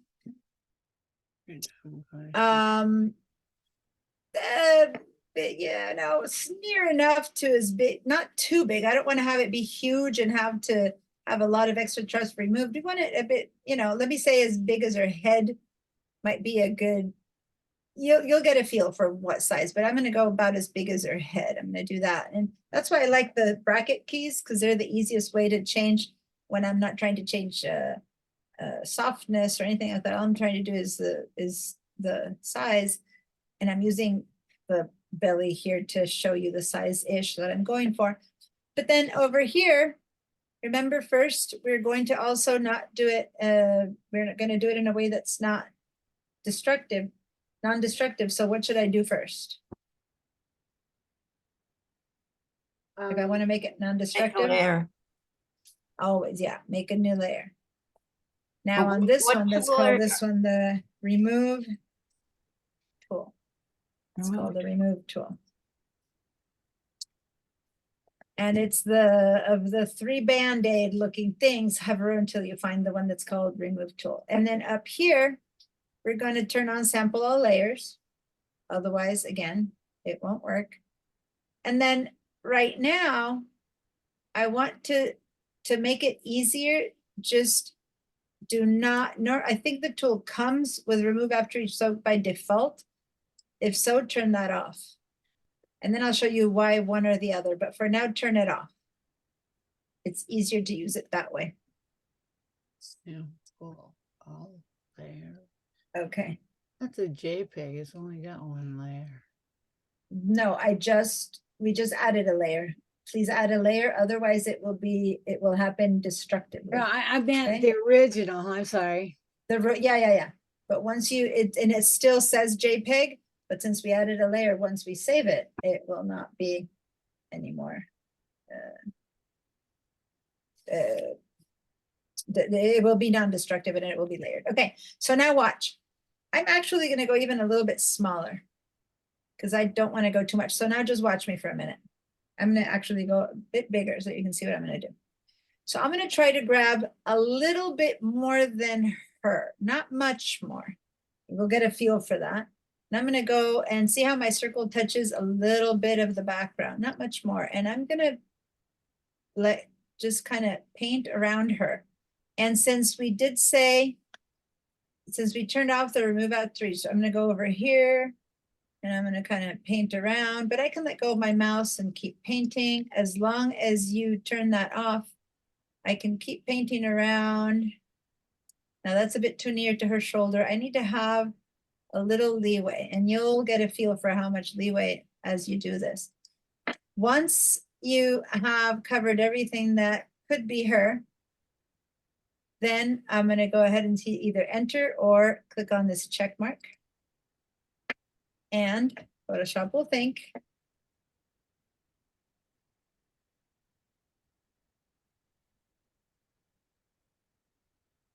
I'm on my, okay. All right, why did it do that? Did it need to be?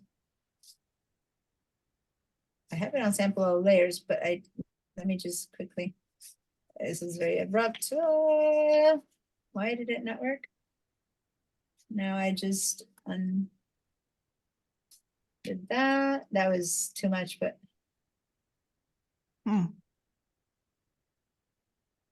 Okay. I mean, it'll make sure it works. Just gonna cut her head off. Does it work on the layer? No. Could be that I'm taxing my system a little bit too much. This is my older computer. Once you paint, Well, what button do you push? The check mark.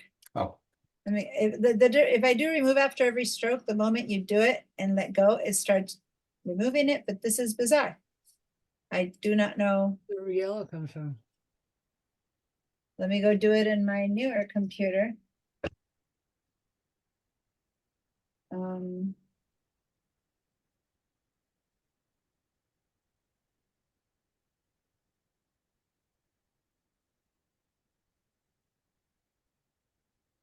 She disappeared mostly for me, not completely. Yeah.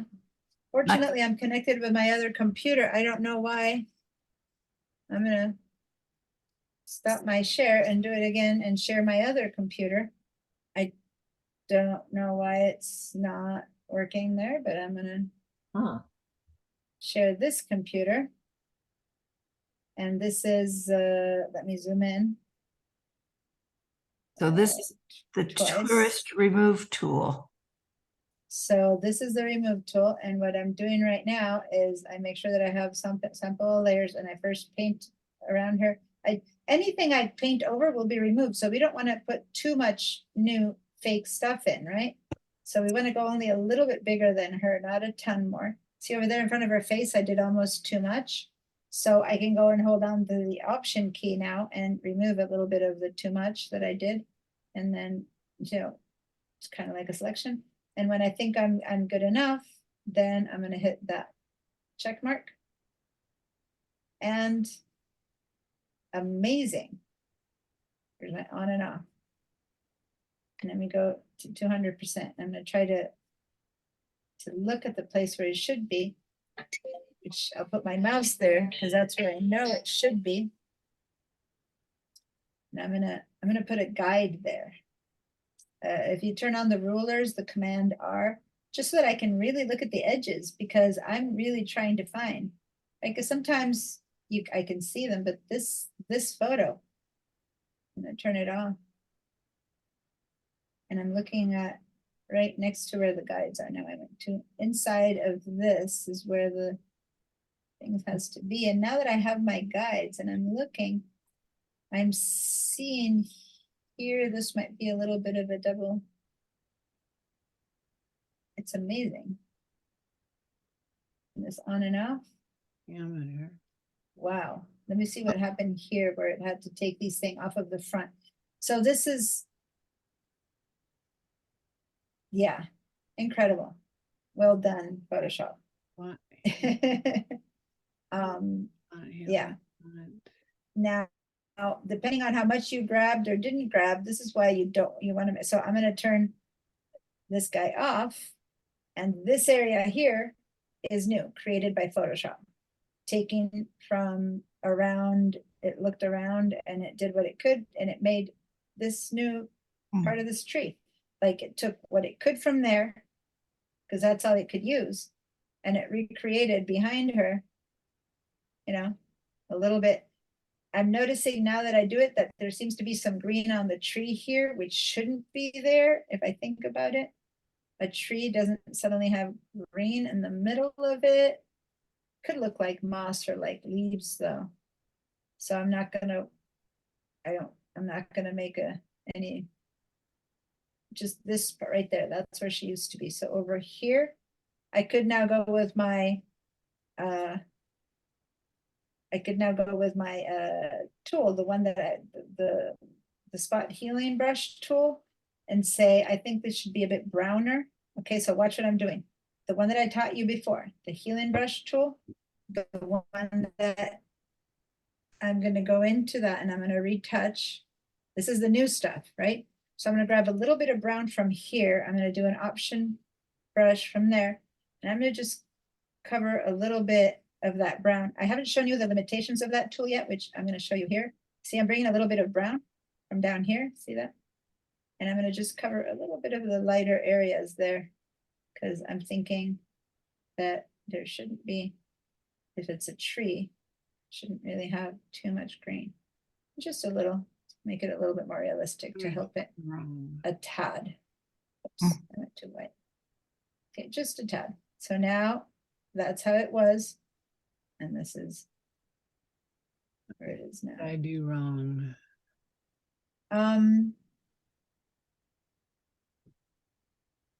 Yeah, pretty amazing. Now this is a relatively easy one. I'm gonna stop my share. Yeah, so Kenya. Because let me say why it's relatively easy, because there's so much stuff going on, so much detail, that in a way it's really easy to add more detail, right? And make it look kind of the same. It has many places to pick from. Other times it won't be as wonderful. So we need to we'll try this on a couple of other tools, but it is pretty miraculous. Yes, Eugenia. Okay. I will Eugenia? It Yeah. says that I can use the tool because the image is transparent. What did I do? Make sure that you selected at the very top the sample all layers. Let me share Layer my one. screen again. I'm trying. I don't know if VDI is going to do it if my Mac couldn't do it. I'm showing you the one that couldn't do it. So up here, make sure you sampled all layers, because if you don't, then you're just sampling yourself. And yeah, couldn't do it because it's transparent. You're trying to remove Oh, you have something to click. from itself. Okay. Okay. So I didn't sample see all that. layers has Thank to you. be turned on, yeah. But now I am Okay. back into the one, this is again, my other computer. Wow. I have no idea why this is happening. I've used this tool. It won't let me do. Okay.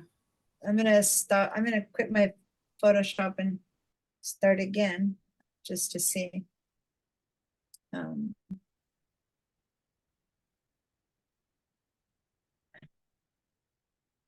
Let me I didn't quit. Let me just quit Photoshop and open it up again. I'm gonna stop my share. And sometimes when I'm sharing my screen, it's let me make sure, do I have anything else? I have Excel. Let me quit Excel. I have Safari. Let me just quit some other stuff because yeah, I'm my messages, I got my calendar. I'm just turning everything off that I don't need. And now let me try again. And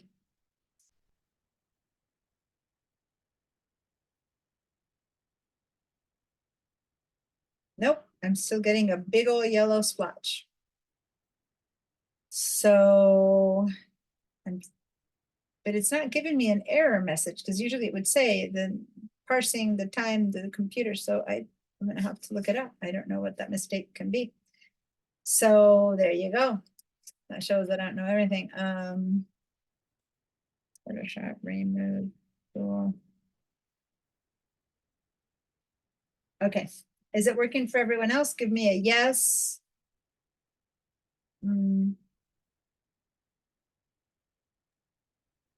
Partially working. It's working for everyone else? It's working weird, but it's working in like, I cannot do the whole thing. I click one time and it starts doing the rendering. So I have to do it in very little. I think that is the VDI. Okay, well, I'm looking at a couple of people who said that there's a problem and they're talking about restarting the computer. There's a known issue with this one. I'll look into it later, but Is is that what remove after each stroke does? Because she said it spins. remove af- each time. oh, you forgot to turn off the, yeah, thank you. Remove, I was looking at my credential. Yeah, remove after each stroke means that the moment you lift, so I'm gonna do it again as if this didn't exist. If this is off, if the remove tool has this sample of layers and this is on, then the moment I click, it does it. The moment I click, it does it. And so you end up getting this weird little, see? So this has to be off. I don't know, it was kind of too big, so you couldn't see what I was doing. If it says remove after each stroke, then if I'm dragging and I let go, because it fell, then it's doing some weird stuff, see?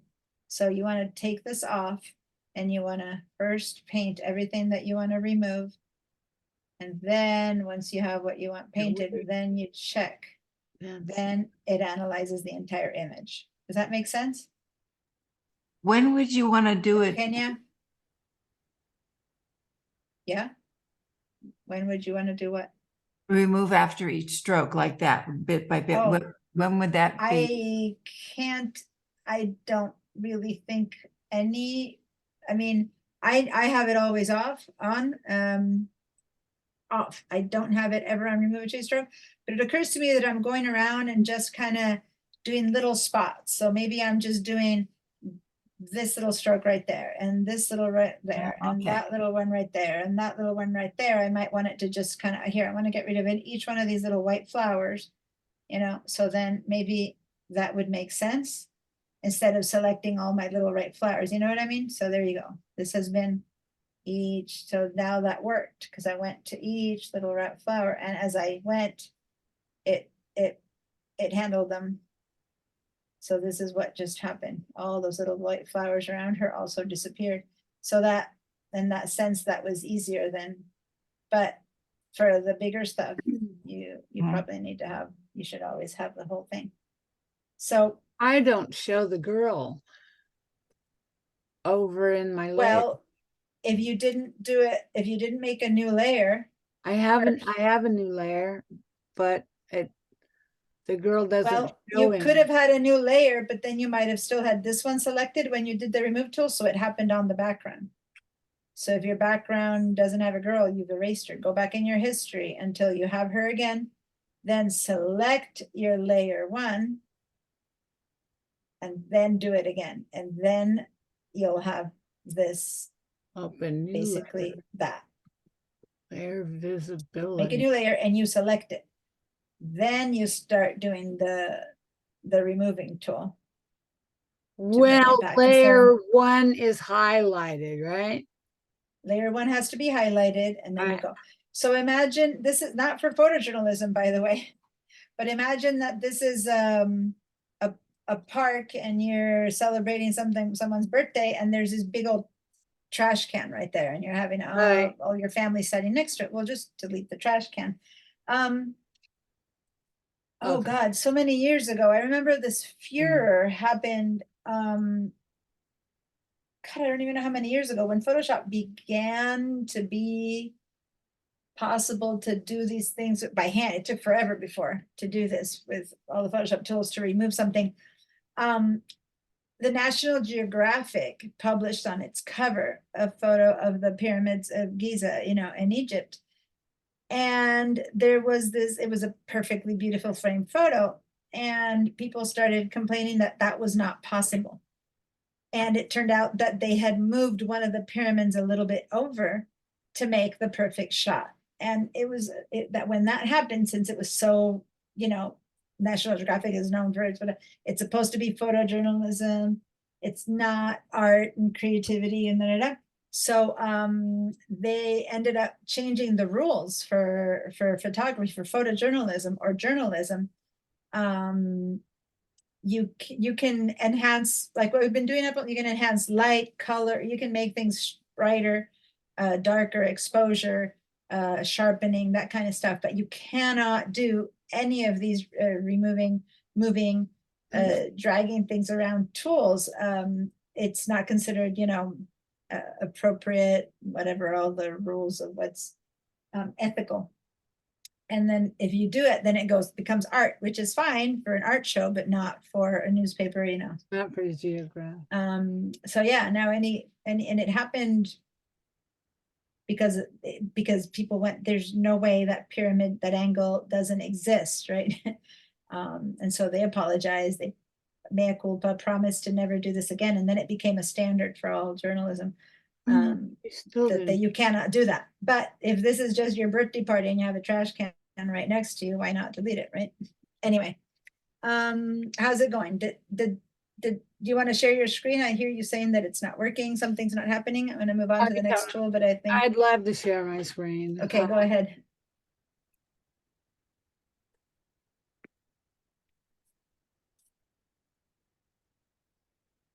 All right, so She's hold on. Turn off the eyeball of layer one. Go to the right side and turn off that eyeball. Yeah, so that's with the girl. And now turn on the eyeball. And it's gone. So it seems to be working just fine. What isn't working? What are Oh, you okay. saying? I thought that was supposed to show up. She was supposed to show up there. No, she has been, turn off the eyeball from the bottom one. Turn off the eyeball from the bottom one. She has been replaced by grass and tree. The spot, there's a bunch of grass and trees sitting right on top of her. Right. Okay, so now turn the bottom on again, and now turn the top off. And there it is. She's still there in the bottom one. And then in the top one, there's a patch of grass and tree that's invented, created by Photoshop, sitting right on top of her. And now, had we done it on the same layer, then it would be done on this layer and it would be destructive, right? The photo has been changed. Because we Right. did it on a separate layer, you can go in and retouch and modify and change and because, So it's been done separately. when I turn the eyeball off in layer one, she shows back up That's on the original. background. Yeah, that's the original. We haven't touched it at all. When I turn the And then, background off, on layer one, what you have is a patch, the shape of her body, that is filled with grass and trees. okay, I understand how that works now. Got it. Yeah, it's a bit like a mind bender. It's like, what's that? All A right, but little it's working bit. perfectly well. when I'm so exhausted, yeah. Good. Thank you. You're welcome. Give me just one. You know what, guys? I'm dying. My mouth is dry. I forgot my water. Let me run to get my water. I'll be back in a quick sec.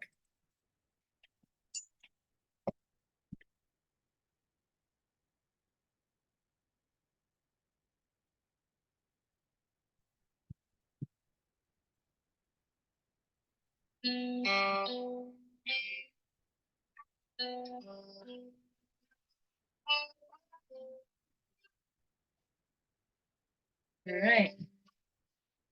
Well, that's my computer telling me I needed to give you guys a break. I kept waiting for the break, but my mouth was getting drier and drier and drier, so I finally got my water.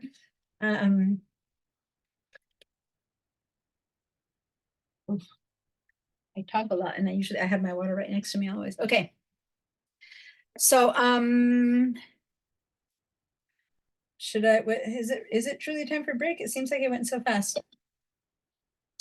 Oh, here's Miguel again. How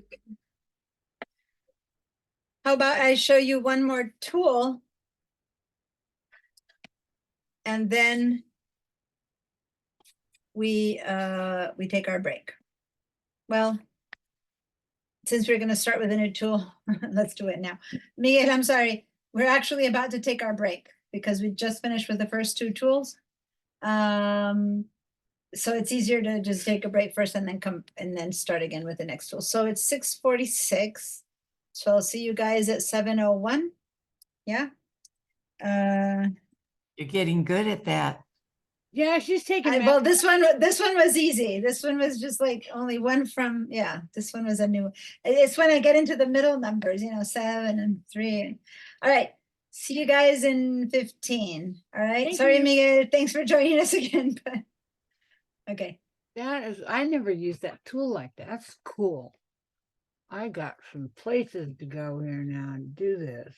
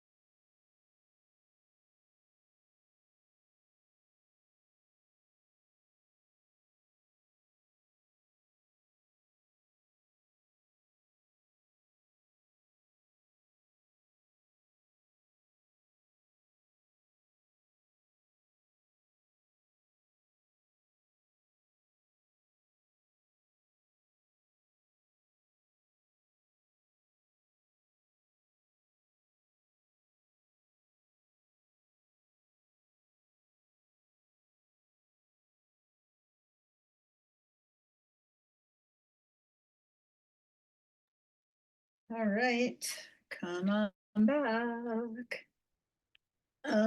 We start with a raised hand from Barbara. Yeah, what's up? You're muted. I don't even remember now. I'll Oh, write, it's I'll from write before. it down. You know what, when class no. is over, I'm gonna end up emailing you all kinds of questions, I swear. Life's been really Mhm. crazy since a couple days after Thanksgiving. Yeah. I was Same, super proud same. of you. It's been absolutely bonkers here. I've got Emma breathing down my back because I haven't turned in the grades from the classes from before Thanksgiving. It's just, and I'm like, I'm sorry, I can barely Uh-oh. keep up. I know. Just remind her what a great teacher you are, and you've always followed directions. Yes, I follow through, but I'm late this time. Anyway. So if you're here, either turn on your videos or give me a little show of life with a yes or something so that I know you're back. I know Bud wasn't gonna be back yet, but Gerard and Miguel and Linda, if you guys are back, let me know. You Everyone else I have can different see. lights in your room than you had. Oh, you know what? I hate this backlight. You're right. Let me turn this one off. Ah, and then Oh, turn now this you're in the one off. dark. No, but I have a better one here. That's so, although this, hold on. Oh, I don't have the control for this one to bring it down. Ah. This is a light that I hate lights that need a control. It's a photography light that you can change its temperature, but Oh, that's oh well. cool. But I don't know where the control is, so that's not so cool. Anyway, yeah, that's better. That light in the back is a little horrible. It's a light I have right on top of me that I have on the computer. Okay, so let's head over here. I restarted my computer, but I have not tested it yet to see my computer, to see if Photoshop would have, worked this time. But anyway, okay, I see some of you guys have been posting your work, so that's great. In case you need it one last time, because people who just showed up don't have the original. There we go. So that's the link again to this. All right, so back to Bridge. So now let's open the original one of these was the red wall and bike. Okay, so let's go to that one. And actually, I'm just worried that this one won't work for me again. Let's continue with the remove tool for a little bit. Let me just continue, just hopefully this other thing that I'm going to do will work. But the one that we're going to do right now, unless they've changed it, yeah, this is the only tool.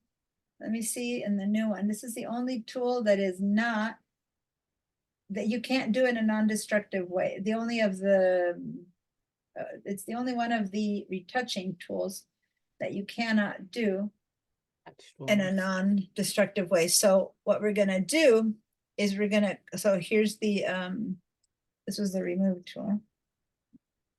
Now, turn off that layer, let the woman come back. Oh.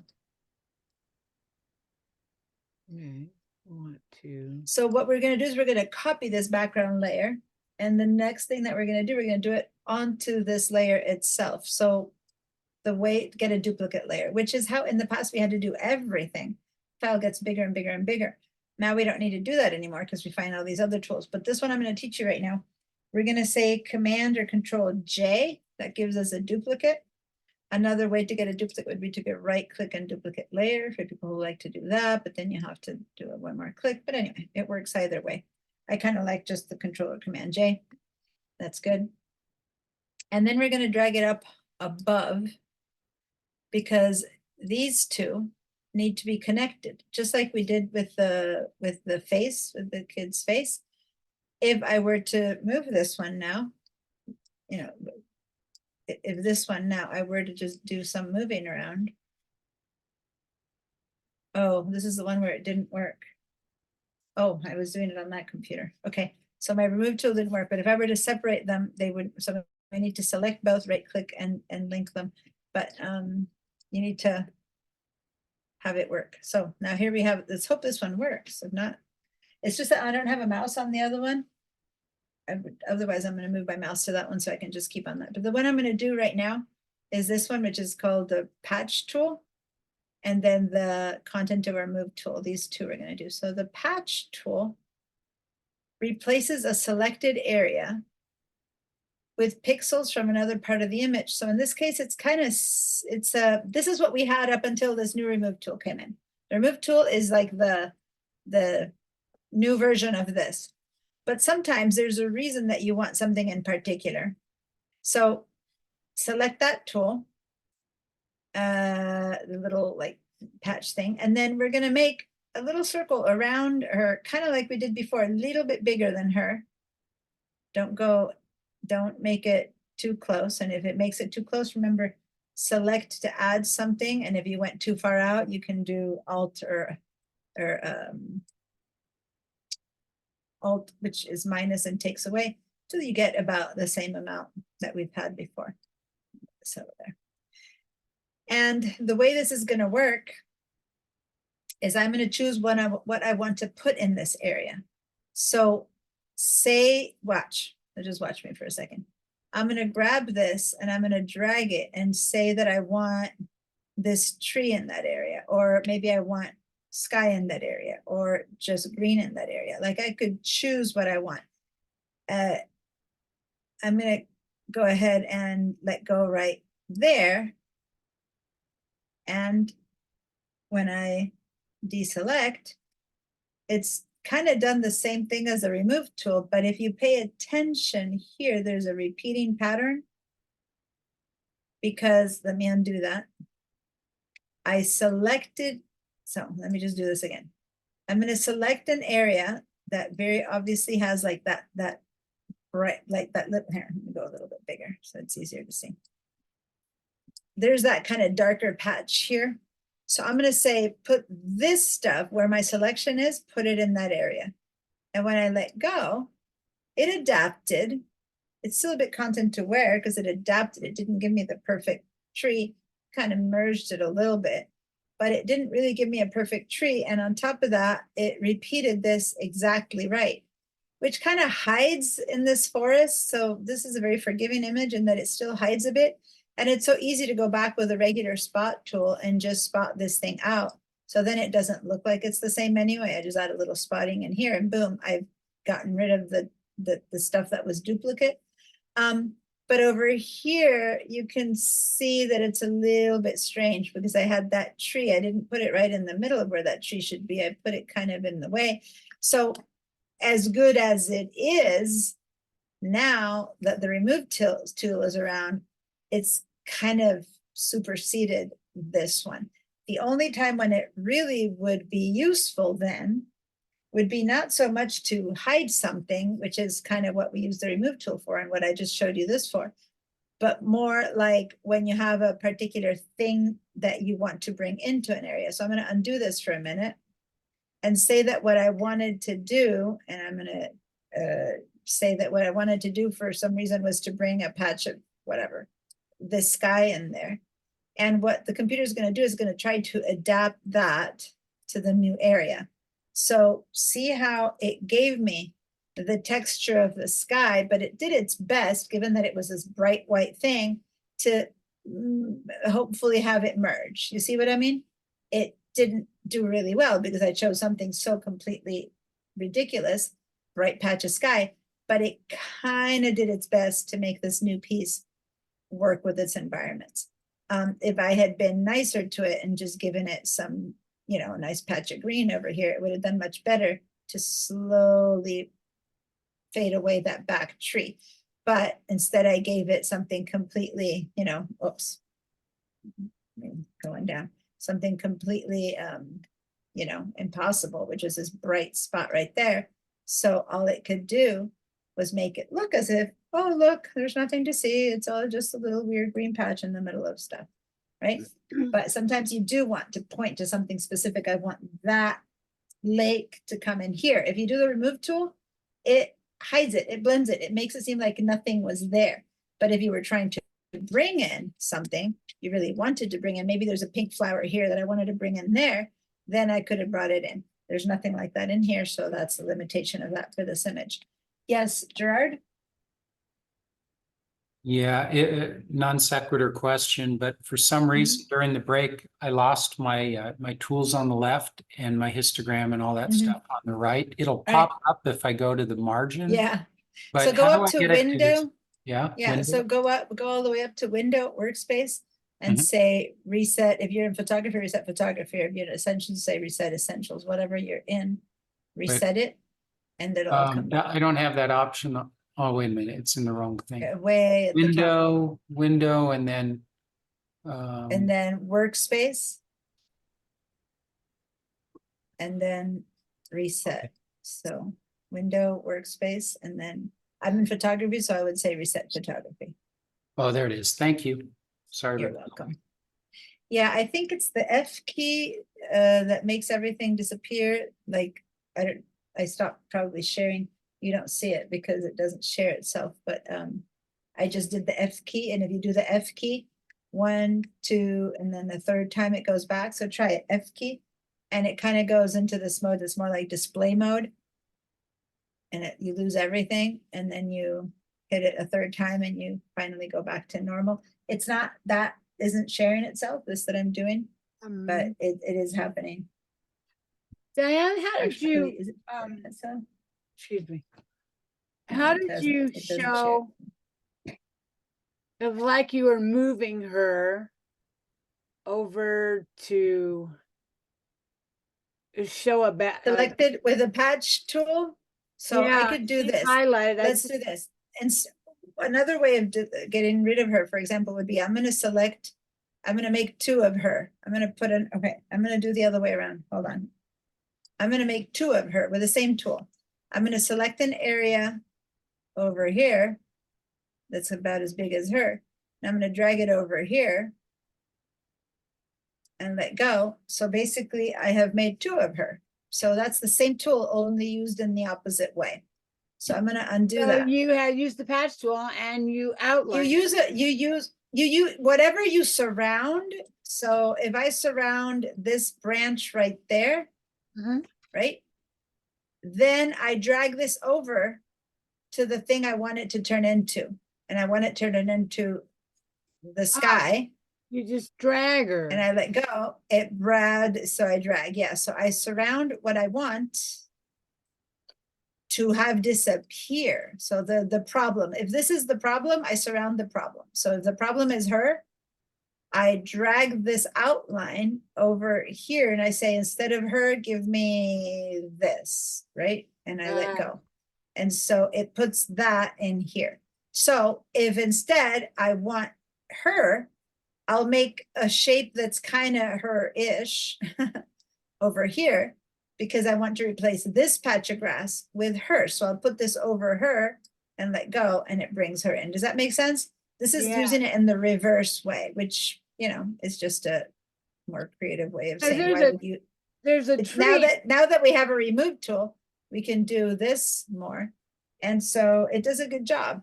I had this big fat tree there and a thin tree here, and I brought her here, and it kind of merged the big fat one into the thin one. And you can kind of get away with it with this image where there's so much going on. It could truly look like there's 2 of her. I just did that to get rid of her, only I moved her to the left of that fat tree, and it transposed itself into the tree that's right behind her really well. So this, I have a fat tree. Here I had like this kind of semi-tree. So by selecting this blank area and putting it over her, it did a pretty good job of content to where it merged, which is a little bit lighter, and it merged her into there. What if I select this area over here? No, that's not big enough. This area over here, if that's about big enough, put it over here, and now she appeared over there. So now I have 3 of her looking truly like they belong, Triplets. right? Yeah, they do. Yeah. Now, since they are all the same height, this probably should become a little bit, the further away she is, she's a little bit further, she should be a little bit smaller, right? And this one a bit bigger. So if you really are gonna do this, you gotta pay attention to that. But other than that, that's, because now that the remove tool is there to do, that's what the patch you used to do. We used to do it for removing. This is the, if you want opposite way of using that tool, and for that, it's really good. Maybe I want more trees in here. It shouldn't look like there's a meadow. So I'm gonna select kind of this area here where I want a tree, and I'm gonna go put it on top of that tree, and it's gonna merge in, and lo and behold, I have a tree here now. Although I didn't select all of it, so it doesn't finish, but let me undo that and let me select. I'm gonna put in that area, I'm gonna put this tree. And there it is. Now, look at that. There's no clearing behind them. This is a fully forested wood. That is so cool. And if you really pay attention, the people who try to say, is this a fake or not? That's the kind of thing they'd look at. They'd look for repetitions and they'd go, well, oh, look at that. See that branch doing that? There it is. And see this little leaf on top of that? There it is again. Like if you really focus and pay attention, you can see that you could find out that it's wrong. But if you just look at it, it could be triplets, right? I mean, clearly she has exactly the same stance. So we're not talking about that. But who would have said that there was a clearing? This was the original photo. There was a little clear area there. And now I'm at this. And it's merged. I mean, the subject matter tells me that it's fake because you can't have 3 people that are identically like that. But other than that, it doesn't look fake, and then it doesn't look like it's been copied on. It's all merged really nice and blended in to have this new version, right? So this is the patch tool. And let me call it reverse mode, because the original reason that we use the patch tool was to do what the remove tool is doing now. It's not that it's in reverse mode, nothing's changed, it's just that I'm selecting an empty area and bringing it over to something versus normally you would have selected the person that you didn't want, bring it over here to get rid of it, but now we're using it to add it, okay? But you can use it either way. Is that good? That's great. Everyone with Never me there? used the patch tool that way, and it's really wonderful to know. Mhm. Yeah, it's kind of I'm fun. gonna go back and redo some photographs that I'm trying to put together for the book.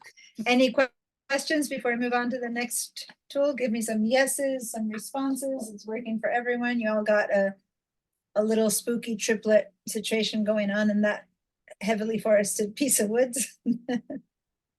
All good?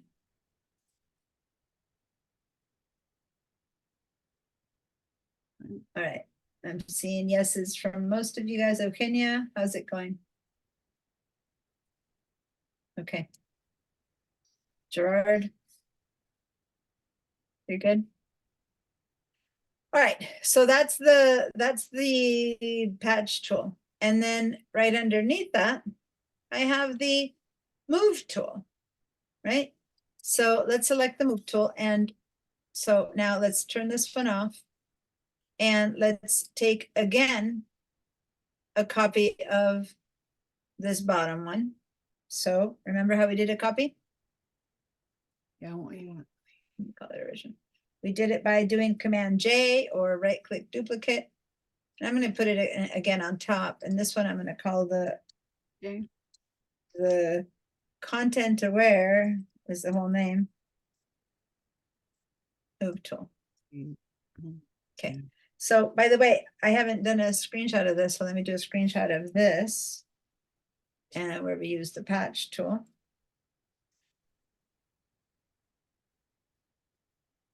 And then the content aware tool. So at the top, we have again a beginning one, right? Has everyone got it? You all have on the very top a beginning one again?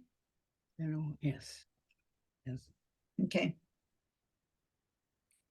So in this case, what we want to do is we don't want to get rid of her, but we want her sitting in between these 2 trees or between those 2 trees, right? So now I'm going to do the same thing. I'm going to outline her just a little outside of her shape. to give computer a chance to merge the background. I'm gonna add a little bit more to this because I left some white. Remember, Command or Control Z if you do, sorry, Command or Option. Sorry, so Shift to add an Option or Alt to get rid of. You got a bit too much. Okay, so you add or you take away.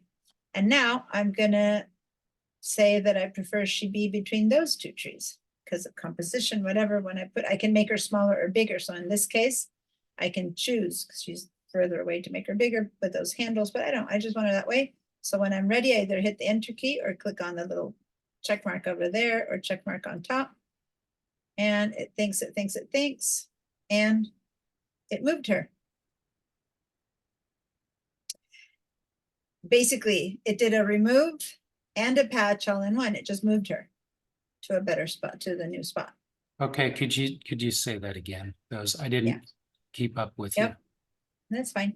So basically, this tool, what it does is it moves something. Up until now, we either removed, right?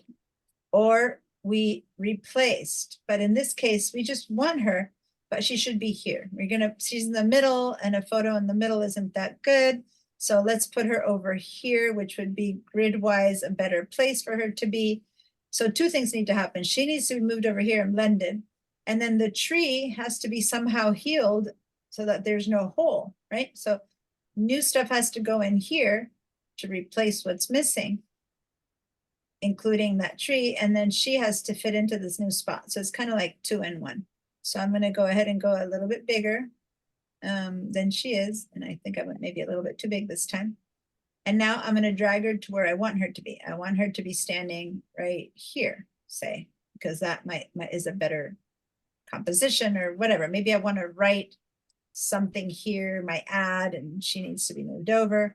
So I move her around until I find a good spot for her. And this is where, if I wanted to, holding the Shift key, I could make her smaller or bigger, right? But I'll make her a little bit bigger, for example, right? Let's not necessarily make her bigger or smaller. I just wanted to show you that you can. Ready? And I hit the Shift, I hit the Enter key or the check mark. And then the computer had to do two things. I'm going to deselect. It had to fill this space up because there's a hole there where we cut her out, and match her to the new space. And this time it didn't do such a good job. Look, it brought a little bit of her head over that was brown, and that one I need to cut a little bit better, cut around her. So I'm going to undo that and try again. I'm going to reselect. I had got too much of this, so I'm going to Is get it less.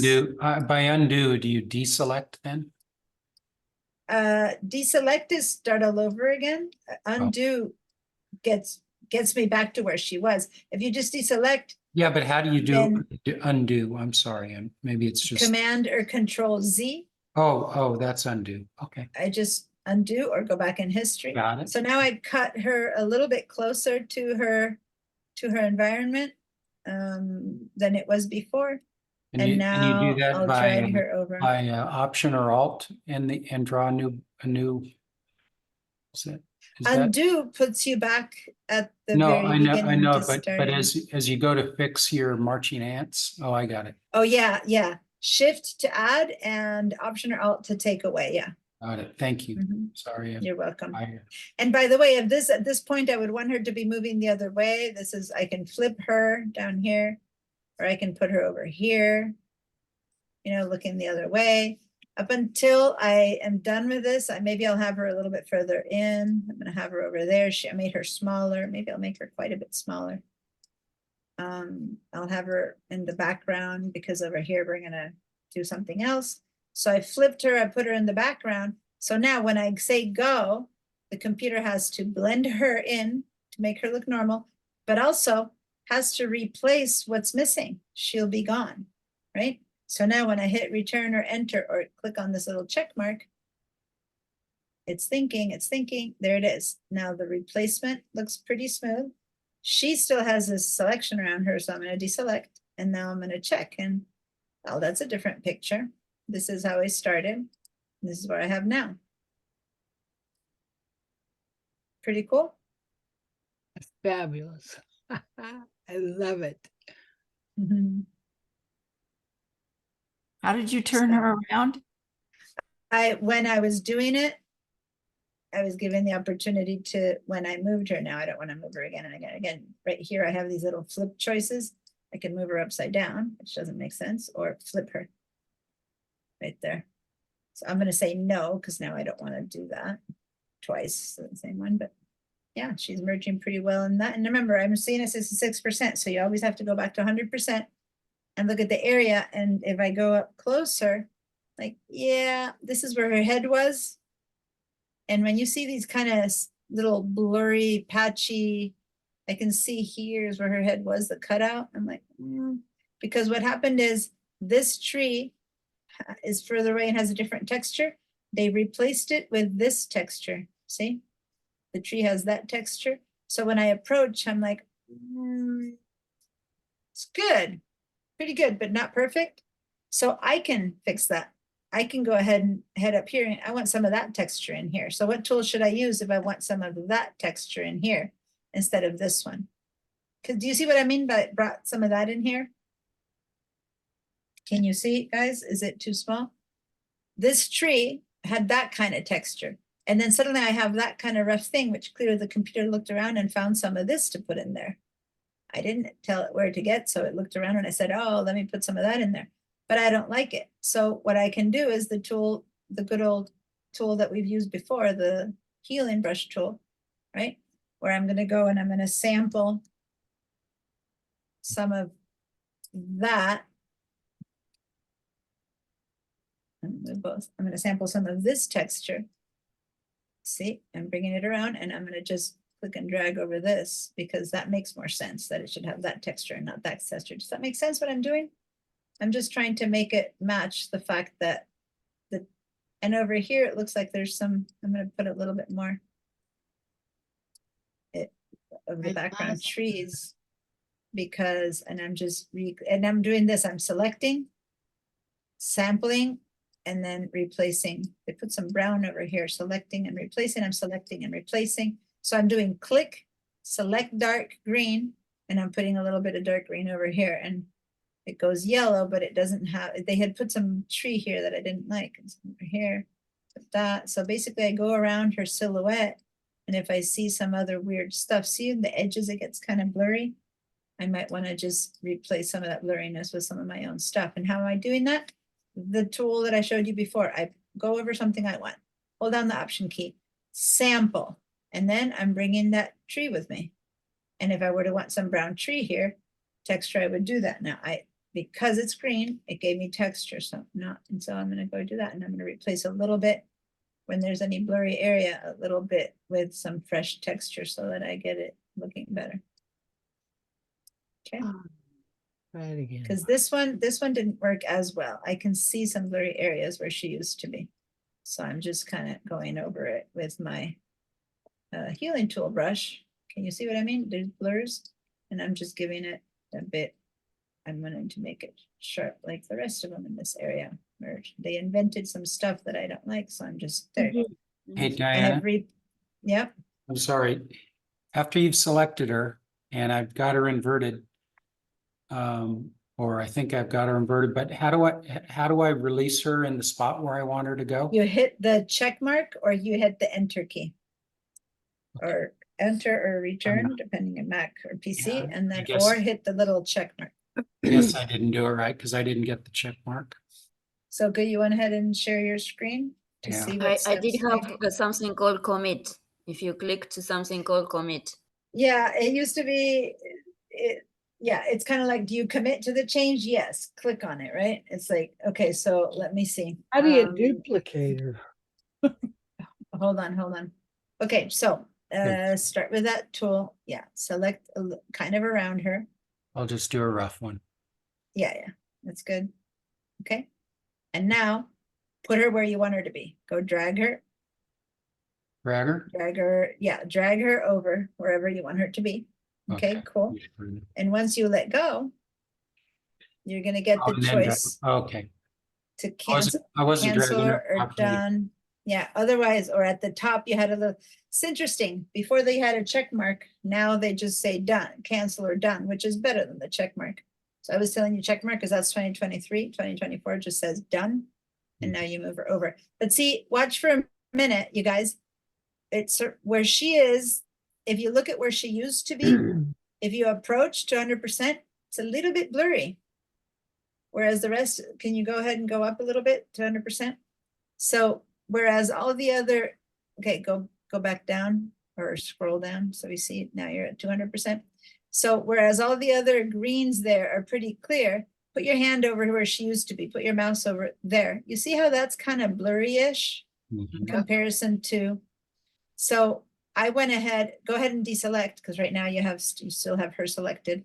Okay. Deselect. So then I went to the healing tool and you probably use a bigger one and go and select some stuff and select option and click. Okay, so click first, option. Okay, so first you need to click now, take a sample. Okay, now let go of your option key and now you can carry that around and Right, come here now sampling. Okay, option, now click your mouse. Click Yeah. your mouse. Okay, now let go of your mouse. Ah. Okay, now put your mouse on top of her belly now and you'll see that you're carrying, see, you're carrying a patch of green now. But Right. now be careful because if you put too many in a row, you'll look fake too, right? So now you have to keep an eye on what your plus sign is because your plus sign began to go on the trunk of that tree. So you began to bring trunk of tree over. So you want to make sure to see where your plus is. Do you see it? Yep. So you have to go maybe a little bit lower and you have to keep grabbing and putting from the same spot so that it doesn't go into areas that you don't want it to go to. So that one is better shown in a different image. You're doing great. So let me stop and let me share that a little bit. When we did the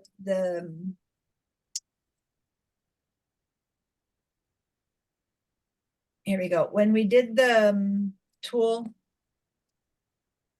the before and here, we have a very forgiving nature to everything. So let me show you something that doesn't have such a forgiving nature. Let me open this one. We're going to do that in a minute, but I'm just, while you guys are still working on that one. I'm going to go ahead and show you how not forgiving this is. If I were to, let me go up one more.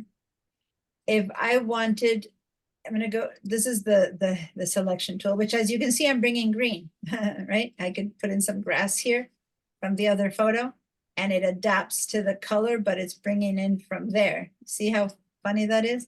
Okay, I'm going to do that because I didn't want to do that. I'm going to sample some brick because I want to get rid of this line, right? So I sample some brick and then I bring it over here. Watch, let me just zoom in even. So I sample, I'm going to make it really big so you can see. Sample brick over here. When I come over here, I need to be careful because I need to match the placement. If I start over here, see how my bricks need to match where it should be. It should be there. You're not showing your screen. I'm not? You're not seeing my red brick? No. I see it. You guys see it? Yeah, maybe you need to move something around because I'm sharing my red brick screen. Yes. If I start kind of in the middle and I drag, see how my patch doesn't match? Can you tell that it doesn't match?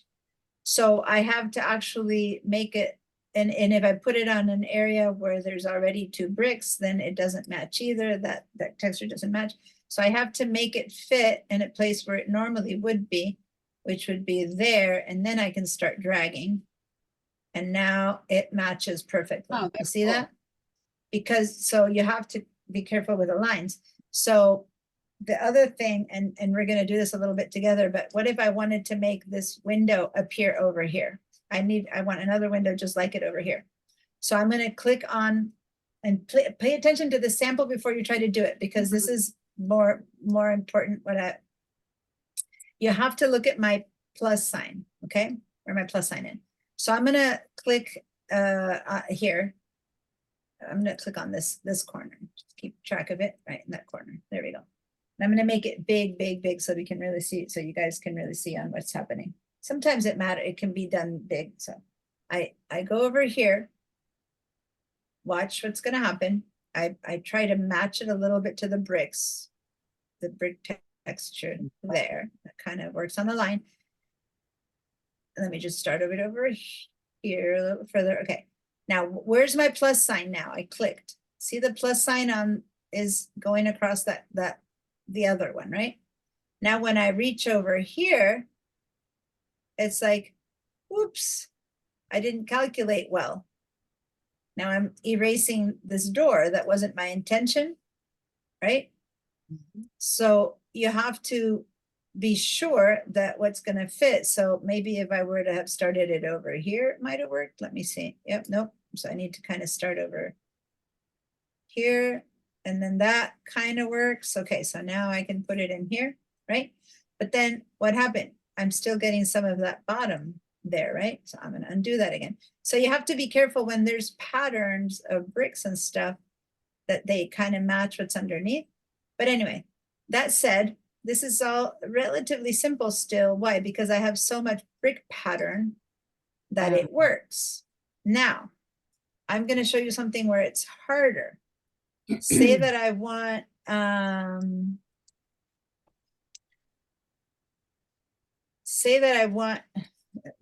of these are replacing the hard thing that I'm trying to show you because I have so much space here. I'm trying to find one where there's a little bit of space that's easy to see. Okay, so let's say that we need to put this door. We don't want that window. Okay, we want this kind of thing to repeat itself up there. Okay, see what I mean? I want less of a window. So I'm going to select this here. Select this corner. Now I'm going to select this corner right there. Okay, I'm bringing it in the window. And I'm going to maybe start over. I don't know how big that'll be, about yay big. I'm going to start over here. Okay, so I match. See, the edge has to match the edge. Okay, no, I didn't match the edge. Let me see. I need to select this corner again. And I'm bringing a little bit of that. So now I need to make sure there. See how at the edge, I'm there. See how that is matching on the left side corner? So now I start dragging this here. Well, see, because it's content to where, it's going to make it blue. So in that example, it's no good. But then when I go up, what's happening? Where's my plus sign? I'm going to keep going to make these two, but then I keep going up, and where's my plus sign? By the original door thing handle. Yeah, but I can't let go, or I'm not going to be able to complete the door, right? But I'm going over something. Now I'm going over it even again, and I'm basically messing back because the plus sign is, see, wherever the plus sign is, now I'm bringing the whole doorstep because the plus sign is down there. So this isn't the best example, but it is, and that if I truly did want to bring this up there, I would have to, here, first let me match that. I would have to bring in this first, right? Bring in this whole thing in first. No, I didn't match the side too well. Okay, and then I do this. And right now, I don't want to get rid of, see, I'm about to, if I keep going, I'm going to get rid of my door jamb or door handle, right? So I'm going to avoid it. I'm going to go up here. I'm going to finish it up, right?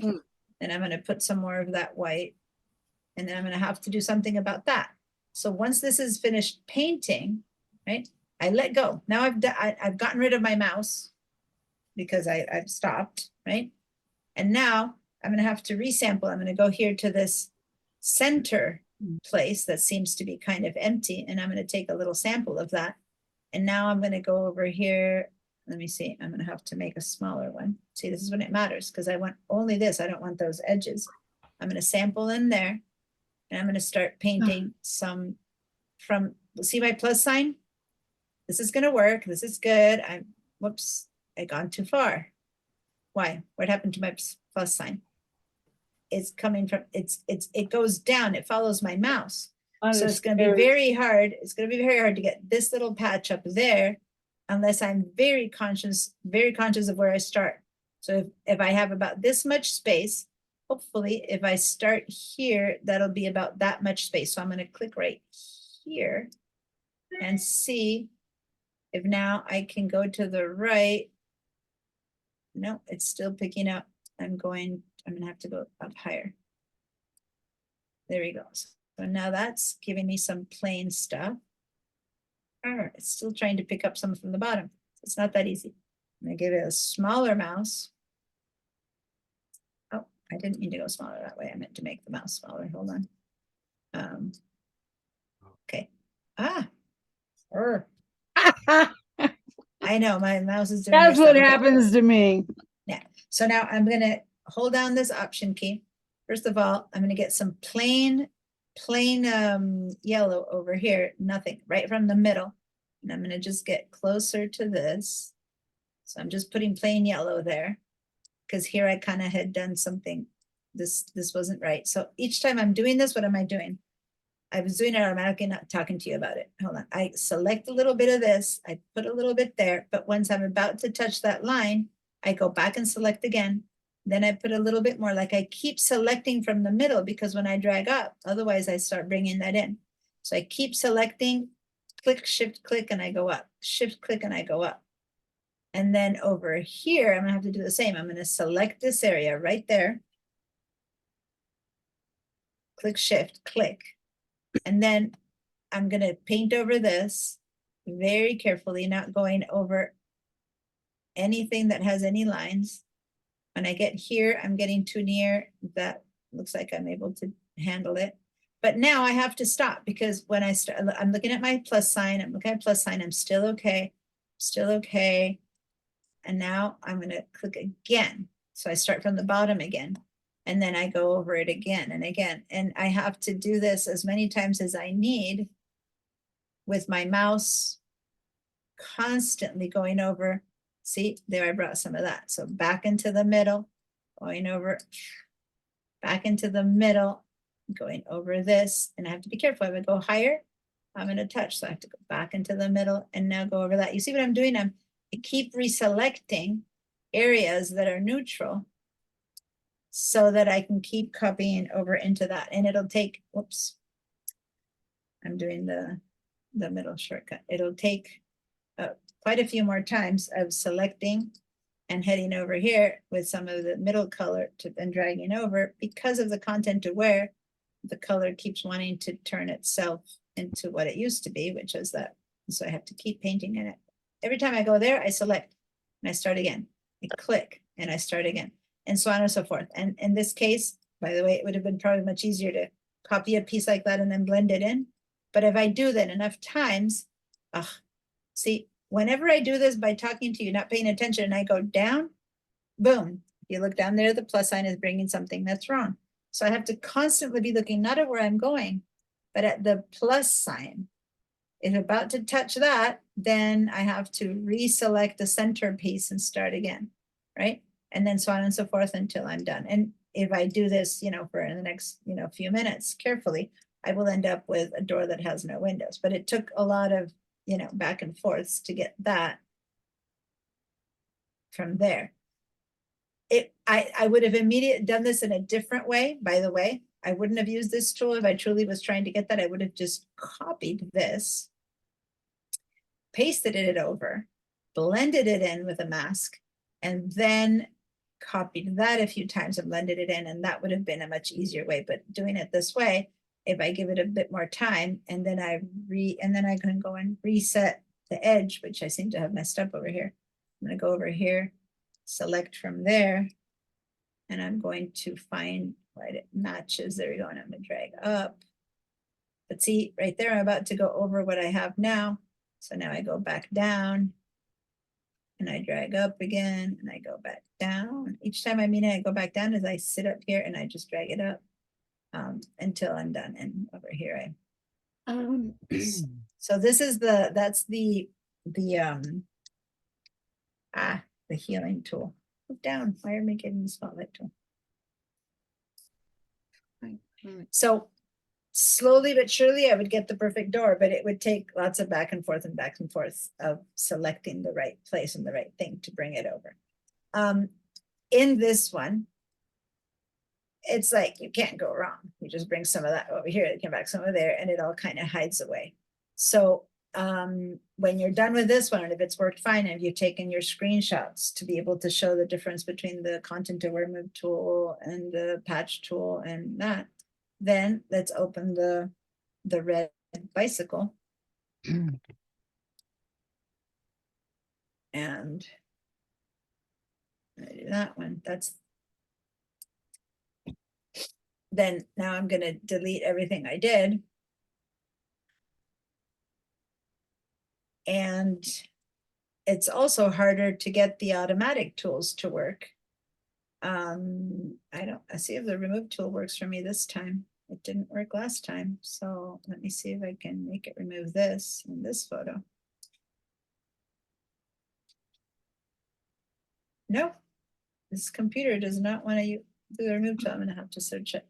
But the others work. So if I want to not have this mail carrier box, I surround it with my patch tool. I went a bit too close, so I hold down Shift to make my selection a bit more accurate. And one thing you need to be aware of is careful, because the shadows of things stay. You kind of need to grab the shadows too, otherwise it'll be weird. And then I'm going to put this somewhere over here. But do you see how I'm going to have to watch for the brick pattern? Because if I drop it over in the middle, it'll be weird. So let me look for the correct brick pattern. There we go. That's the correct brick pattern. I let go. And it's good, but not perfect because all those shadows. So now I might have to go in and do some retouching with my other tool. I'm going to undo that because I can't share it from this screen. I'm going to stop this share, answer questions, then I'm going to go for the other tool so I can use the remove tool. All right. Eugenia? I have not been able to use the, what is the name? The healing brush tool. Okay, so share your screen. I lost her completely. I like your comments. I like, Barbara, that no matter what's happening, you're in a good mood about it. Oh, I totally lost her. And I've got 7 layers over here, 6 layers. Uh-oh. All right, so, all right, you have a humongous brush, right? 200 pixels, so. Yes, because I was in my other. Yeah, okay, all right, so. thing. But now it's. So which is the one that didn't work? Your healing brush tool? Yeah, the healing. Okay, so go choose it and then make your Boy, brush really tiny. When you have such a big tool, it's also harder. I'm getting cold. Oh, yeah. Jacket. I love history. I'm getting, it's kind of Oh my patchy, the God. share. Yeah, but it's like it's not moving. Kind of Okay. freezing. Yeah. Hold on. Let's do this. I'm going to Yes. stop your share. Go ahead and change your tool, get the tool the right size and whatever. And when you're there, then share again. Because sometimes Okay, things just I really did slow that down now. when you're sharing. Okay, so now Here. share. Now share again. Wait, because oh my God. The problem What's was you're happening? touching one screen or the other, then I was minimizing the zoom instead of the other screen. Oh, I did the sharing now. okay. All right. So say okay to that. It's warning you that there's a mistake, so say okay.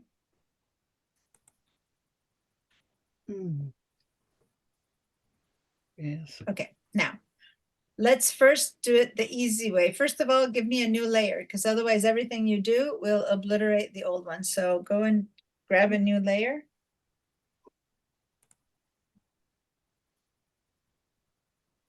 There.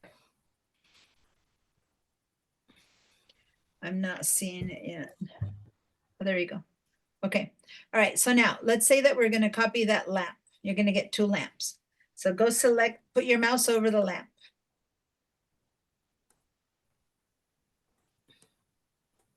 Oh my God. Okay. So It's so let me patchy. see. So I have to go to the. put your mouse over Yes. the bottom tip or the middle tip, somewhere over the lamp, but leave it there, because if you keep moving, you have no place to copy the lamp. It was fine where it was, never mind. No, I We'll did put it only one upstairs. time, but like it's not working. It's Okay, not working, the computer. That's the I'm gonna problem. stop your share then. Yeah, it's just not sharing. So let me speak the steps again myself Okay, and see if that works. So I choose the spot healing tool. I made a layer, right? Now, Yeah. I'm going to put my mouse on top of I like to choose a spot so I'm clear of where I'm at. So I'm gonna go to the very bottom tip, right there. The little Okay. bottom tip. And now I'm gonna hold down my Option or Alt key. Okay. And that gives me the Option or Alt key. What it gives me is that little crosshairs. That's what it does. I'm kind of on and off and on and Yeah. off. So you see that. Okay. Now it's down.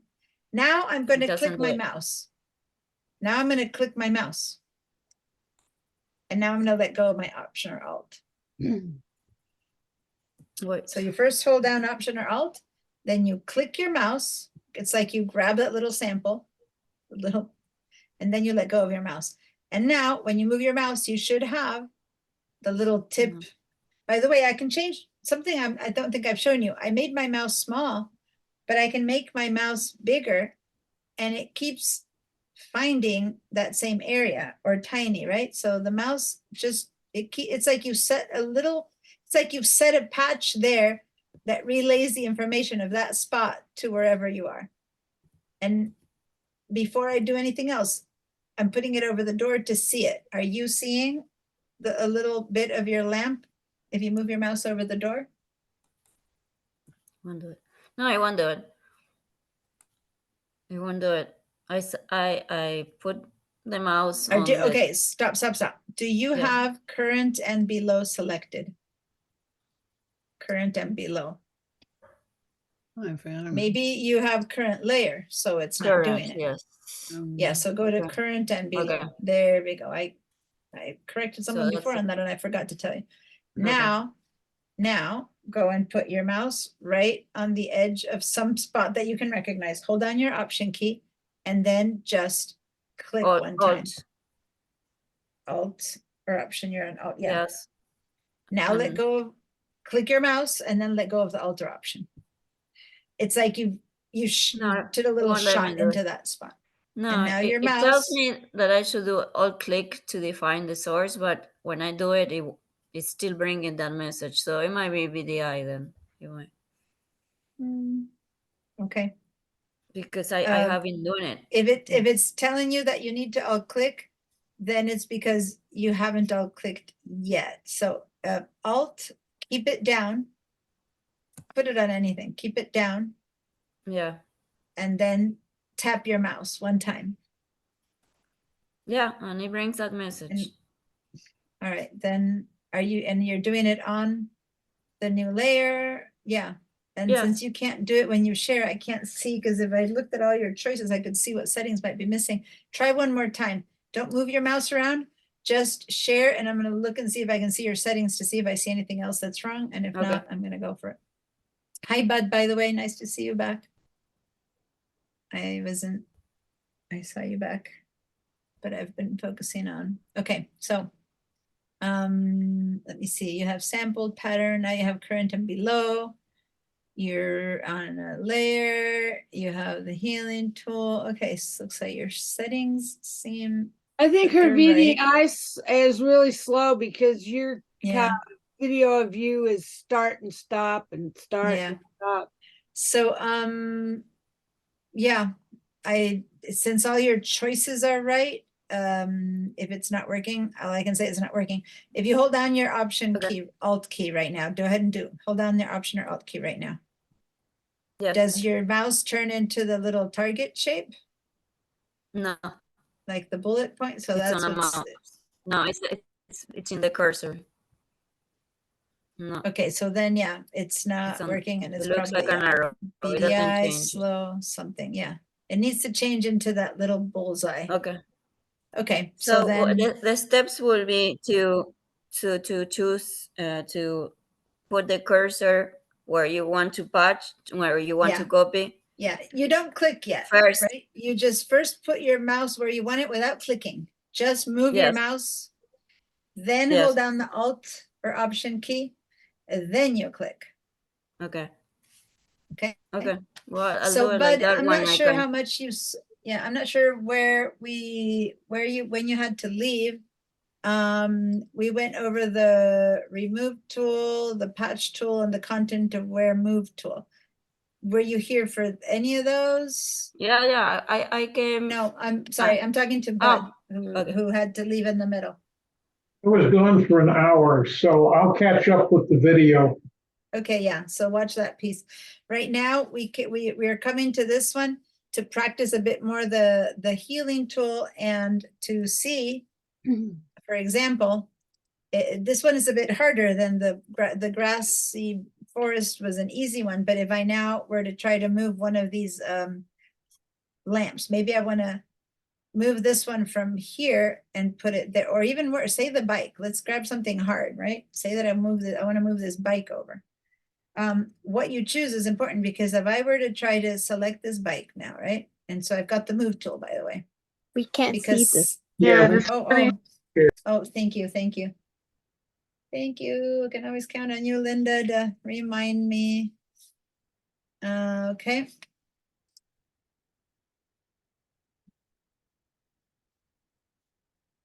Okay, so if I were to want to select this bike, and I'm going to do a very, very, kind of as quick as I can-ish kind of selection, right? So say that I wanted to say, well, I need to move this bike over to stand in front of the door, right? Because it worked with a girl, right? And it's the move tool, so why wouldn't it work here? The computer's going to have to replace bricks and sidewalk, and then it has to merge me into this area. I'm going to, sorry, this doesn't work. This is the only one that doesn't work on, these are the two that don't work on non-destructive areas. So now I'm going to say I wanted this one to be standing here in front of this bike, in front of the door. And now I hit return or enter, or I click my check mark, or on the 2024, I say done. And it's gonna do not bad-ish here, but it's completely lost its possibilities here because it was too complicated to figure it out, because it considers everything I brought. The shape, it doesn't know to select the bicycle. You know what I mean? Now, there's a possibility that if I do a better selection, which I don't think, I'm going to do object selection tool here, and I'm going to select like that. And let's see if the computer can figure out the bike. There it is. It seems to have figured out the bike much better. If I now go to the content aware tool, can I, move just the bike? Well, it still has the spokes. So let's try that.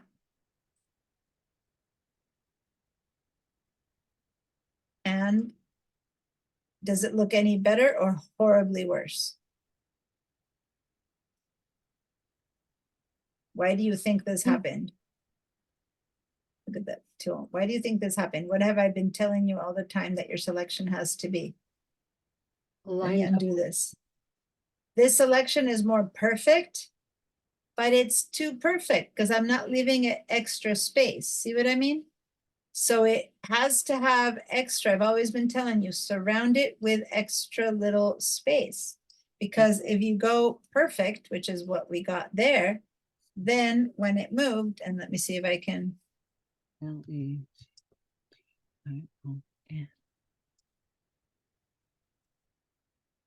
If I did this, then, and when I moved it, and let me move it anywhere over there.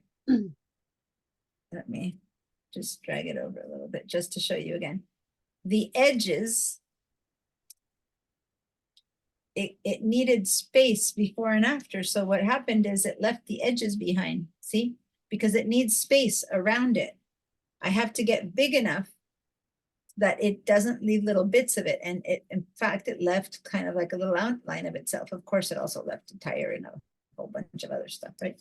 But so that's why we can't do this. Now, if we were to be able to expand this selection, which we can, I'm gonna go over to select, modify, expand, and I'll say expand by, I don't know, 15 pixels.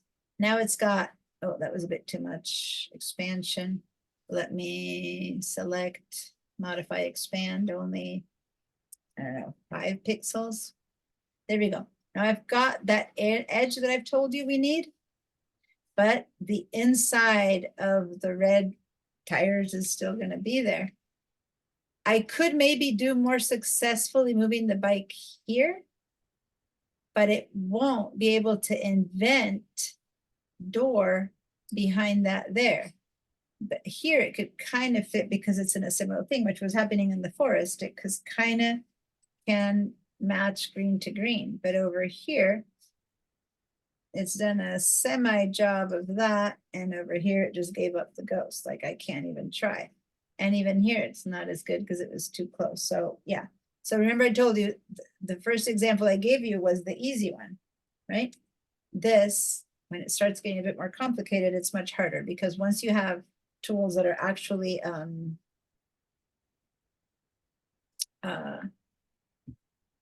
elements that have lines and spaces and areas, and you're moving it to a background that it can't figure out. Here, there is green there and green there. So your brain has to also decide when a tool will work or not.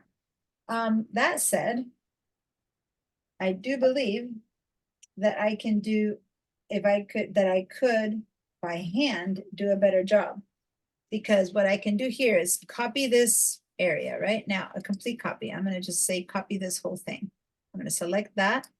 And I'm actually going to do Command J. So over here, see, I've copied the bicycle completely, right? Then what I do here is the remove tool, which for me isn't working on this computer. But if I do a remove of this bike, then that will heal that wall really well. And then I take this bike and I mask out all that I can, and then I can move the bike around. And how would I do that masking? I could add to this layer a little mask. Here it is. I've added a layer mask. Okay.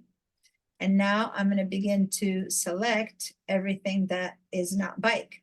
So I'm actually, I know that this, for example, is not bike. So I'm going to just fill that with white, right? So I'm doing that here. Oh, I shouldn't have such a feathered, I shouldn't have a feathered, Layer. I'm gonna have maybe only a 3 pixel feather. So now I can begin to select anything that I know is not bike to start with, which is just kind of easy right there, right? And I'm doing a shortcut, which is to fill with black, whoops. Instead of painting with a black tool, but I could just as much have a black brush, which is the way I taught you to do it, and start, no, so definitely don't want a soft brush, so let me go with a 70% brush. And I can just kind of really do my best to get rid of everything that I don't want, right? And with time and a lot of energy, by the time I'm done, I could make myself have a pretty good bike over here. And I'm just doing this like with zero attention to detail, right? So I could end up doing this with small mouse and take very good care of this whole thing. And by the time I'm done, here, I'm gonna forget the bike cage. Got it. By the time I'm done doing this, and it takes time, right? If I select this and I do this really well, imagine, and I can do some of the selection tools. I can choose all the red color with my image tool. There's many different ways I can select so much stuff here. In fact, that might be the best thing I could have done, is do the magic wand tool. Then imagine that I'm done, right? That I've got that done well. then I could move it over and create my own little copy over there. Now, I haven't eliminated all the red, but if I had eliminated all the red, I could go and put my bike over here, and then the remove tool will move that one out, and then I'd have it, right? I'm talking now. I hate just talking. I want you guys to do. So, Lost it again. what's that? I'm talking to myself again. Sorry, y'all. I'm That's trying okay. to copy this thing and So guys, go ahead and hopefully you've been trying. If not, if you're just watching me, don't. I want you to try, like I showed you at the beginning, try it first of all, maybe with the spot tool, try to get rid of the wire, like the spot healing tool, see if that works. And then if that works, then try to do it in a non-destructive manner. So remember, we're gonna do it on a new layer. So try that first. And so I'm gonna do that and see, did that work? And yeah, look at that, pretty good. That's working. That said, don't forget to approach to look at those bricks that you left behind. Here they are, and see how now you can tell that the spot tool didn't follow the exact pattern. The other brick's a little bit off there. So if you're really picky, that didn't work, in which case you have to use the other tool and make it match exactly. So since that didn't work perfectly, now I'm going to use the healing tool. And I'm going to try to match it myself. So I'm going to go with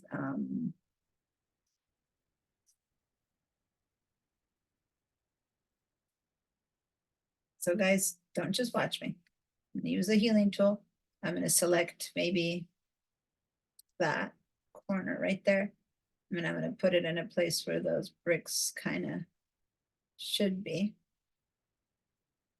Like there. Now I can start dragging to the left and to the right. And see how now my bricks are matching? Because I chose where to start it. Does that make sense? I click on this exact corner, and then I look for a place where that exact corner is supposed to be, which is right there. And then I can just drag and start making this work. And that is much better. My hand tool worked much better than the spot tool, because I chose where to put the stuff that I'm copying. So if no one can look at this and say that something's wrong, versus when I was doing it with the spot tool, the bricks didn't match. That's what the spotting tool was doing, the easy one, the first one. It was like completely not following the pattern of the bricks.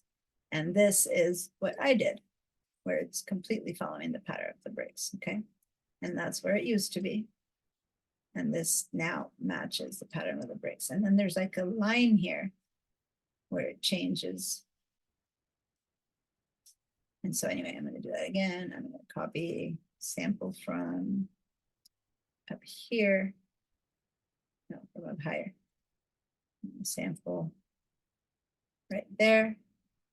And then I'm going to come over here and make sure that's what should be there. And then I'm going to start dragging.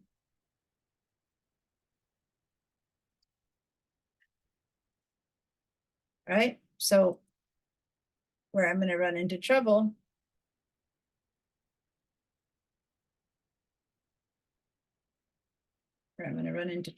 is when I start going down. Because see, I'm crossing over the area that had original right there. It's copying from what it used to be.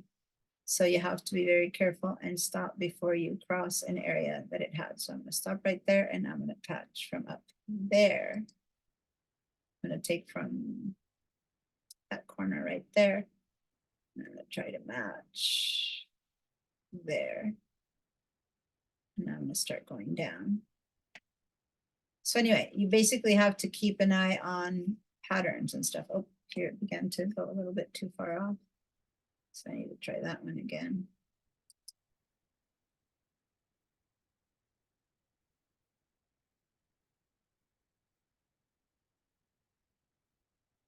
There. Now it's syncing correctly. Okay. So anyway, what I'm saying is you have to do a bit of your own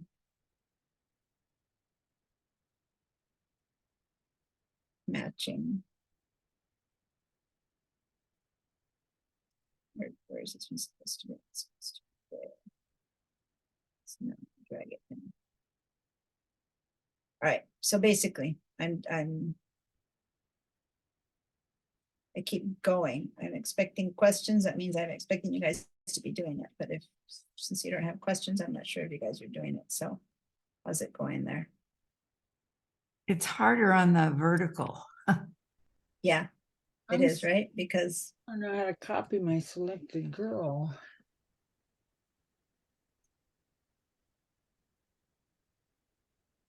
I think so, Close it. that little bit right. This looks like there's no real, it's less defined. The brick edges on the top were easier to find. Now they're a bit harder to find where the pattern follows. There, I found a place where the pattern follows. Now I can go up. Window. Info layers.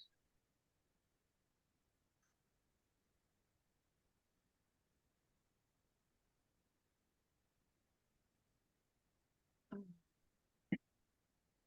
I didn't have that open. Why is it?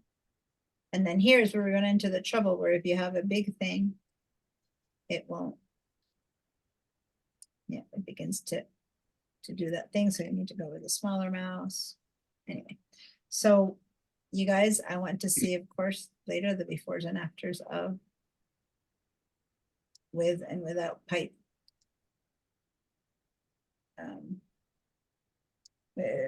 Cable or whatever, right?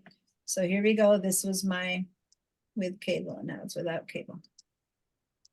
Now I can go back and patch some of the stuff that looks a little bit off. Like over there, I got some darkness, so I'm gonna go and repeat, etc., etc. So yeah, let's see over there. I have like something that's a bit darker that looks a bit weird, so I can just go choose to copy from a different spot. And I'm gonna take some of that right there and put it over here to give it a better edge. So on and so forth. Oh, here there's some weirdness. I fix that.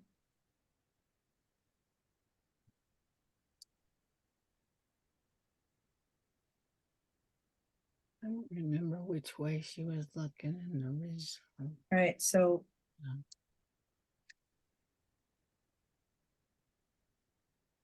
and then I guess that line was already there. Thought it was me, but it's already there. Oh, Command Z. Oh, but over here it's doing something weird. Okay. So anyway, you just kind of go and try to clean up the lines. Like right there, there's a weird line. No, I don't. No, I got it. No, I'm happy with my line. All right, so I think that's pretty good. Inspecting it at 100%. Oh, that still seems a bit dark. I'll go over it. But yeah, I can't tell.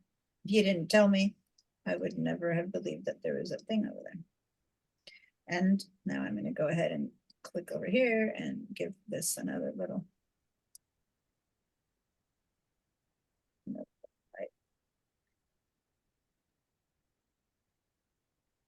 No, cancel it. There. Have another little light on. 3 lights. Anyway. Questions. I'm looking over. I'm not seeing any questions. I have my hand up. I am going to show you a different tool then. Oh, your hand is up? Oh, your hand is up on top of a yellow thing you have in the background. I didn't see it. Sorry. Your hand is yellow and you had a background with yellow. Okay. Yeah. Barbara. Oh, I'm back on the other picture and I'm trying to duplicate her and flip one. Okay. of 'em. Like and this I've been example. working on this ever since before the break. All right. So how about you share your screen with me and I'll walk you through it. Okay, because there's And then we're gonna, after this, we're gonna move to a whole different set of tools. So play around a little bit more. Ask me your questions now. If it's not working, ask me. Okay. that I was don't want back you in to the content walk out aware move. because Oh these are no, all different content aware tools. And then I want to show you some more stuff before class is over. All right. So, first of all, which tool are you choosing? The move tool. Well, it Okay, was that good. content aware and she's highlighting. Yeah. Now, Yeah. now put your mouse over her. And now drag over to the right, put her, I don't know, 2 feet to the right. Oh, yeah, and now flip her. And the right there on that little automatic tool that pops up at the bottom, the little context word to it, yeah, choose the one to the left is flip.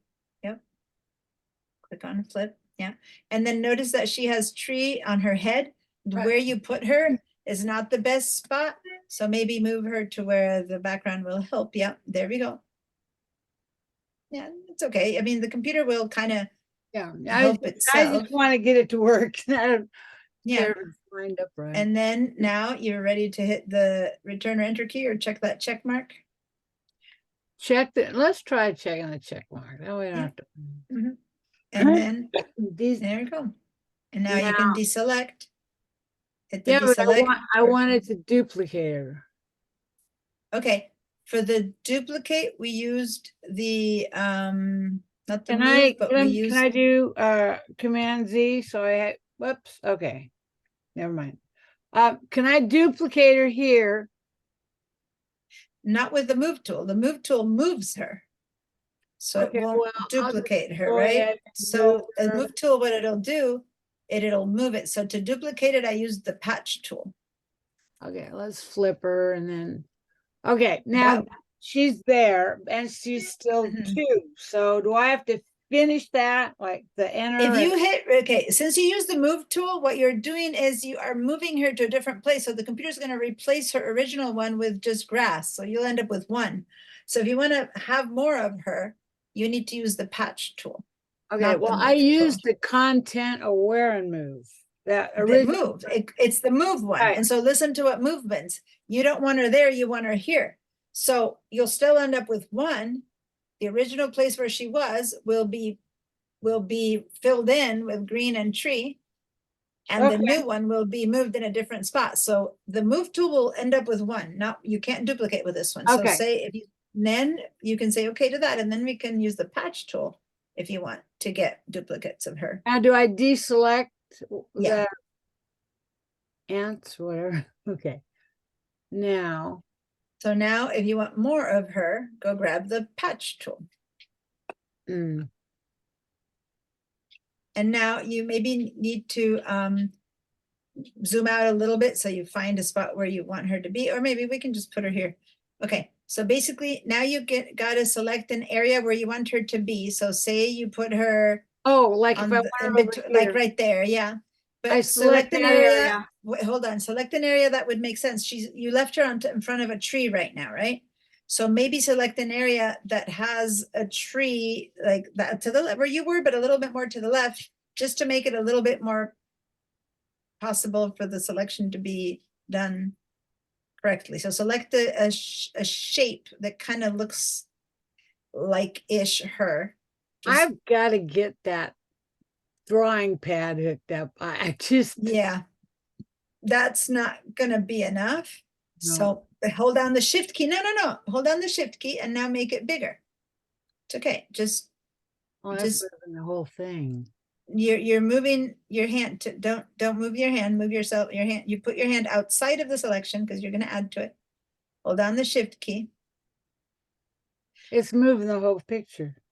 Yeah, so then say deselect and start again. There. You had the tool. That's the tool. Go back up.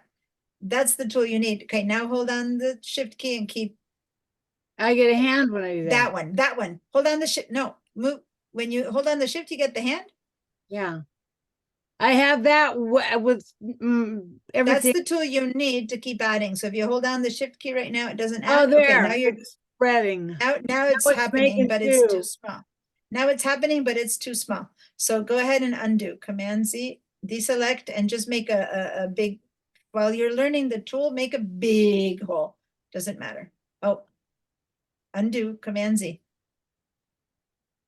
Yeah, go into history, completely undo, because you've got a selection of the entire window right now. So go up to your history and go up above the patch tool.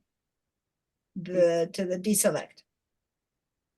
There we go. Okay, now go with your mouse with the patch tool again. Yeah, like just a big old splotch. Just let's exaggerate right now. We're just learning the tool. Yeah, there we go. Cool. Now grab that, put your mouse inside of it like it was like before, and now drag it over to her. Oh, Over to her. okay. Keep going. Over to her. There we go. And now try to match the tree to the tree, you know, kind of see if you can make it fit as best as you can. And when it looks like it could kind of work, and the computer will do the best, it's best to match it. So maybe put her in the middle of the tree or something, if it's a fatter tree. And then when you think you're kind of okay, say let go.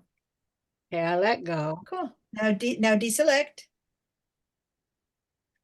And not bad. I mean, the tree was whiter than the I other got one, it. but Yeah, I got not it bad. too. Had you done a bit more of a more, you know, less of a That's selection, cool, it might have done a bit better. But I that's got pretty it to move before, but then it would disappear. Yeah, because So the you gotta move, move it, then you gotta go the back move and- tool, the move tool is because you don't want it here, you want it there. You don't want two of Right. them. You would, it truly is to move something away, like if you want it to disappear, you don't want the trash can, use the remove tool. But the So move what I tool wanna means do- it's in the wrong spot. So what I wanna do when I want two of her is I moved her, then I go over to the left with the patch tool Mhm. and I draw a selection and then I move that over to her. Yeah, that you what make I a did? selection in the area that you want her to be, about the size of her shape, Right? as good as you can. Then you drag that selection over her, I got, okay, and that I got it. brings the person. Okay, Thank you. I You're try to welcome. do it in different ways. I'm Yeah, gonna there- put you it know, in my I've note- shown you 4 different tools in a row, and so it's kind of confusing which to which. So yeah, just now it's a matter of practice. Gerard, Thank you. Yeah, I apologize. When you were painting over No. the cord on the red bricks, Yeah. the electric cord, I get that how you select the row of bricks that you were going to use to cover the cord with, Mhm. but how do you but then what keys do you press when you move the cursor over the cord? And then what do after you? you've done your selection, Uh-huh. and I always chose a place where the bricks would have right. this little triple cord so I could later place it. Yep. After you select that spot, then you don't press any keys. You just take your mouse, hover over a spot where you have that right connection, and then you click and you start moving your tool and you start drawing it in. There's no key you press, Okay, just your mouse. I'm clicking and it's not Okay, covering. go ahead and share your screen. Maybe you have some other settings that are missing. Maybe. Mm, So here, let's see.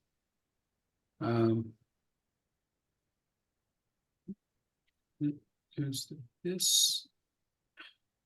Did that go away? There we go. Those of you who got it, please make screenshots. And those of you who didn't get it, you can also screenshot and then post this isn't working, so you don't have to only select the good stuff. Okay, so So I've got a Um, selection you can see, and so now it's over here, and you're hold saying, on, I'm seeing a discover select this tool. I'm not Oh, seeing yeah, Photoshop oh. right now.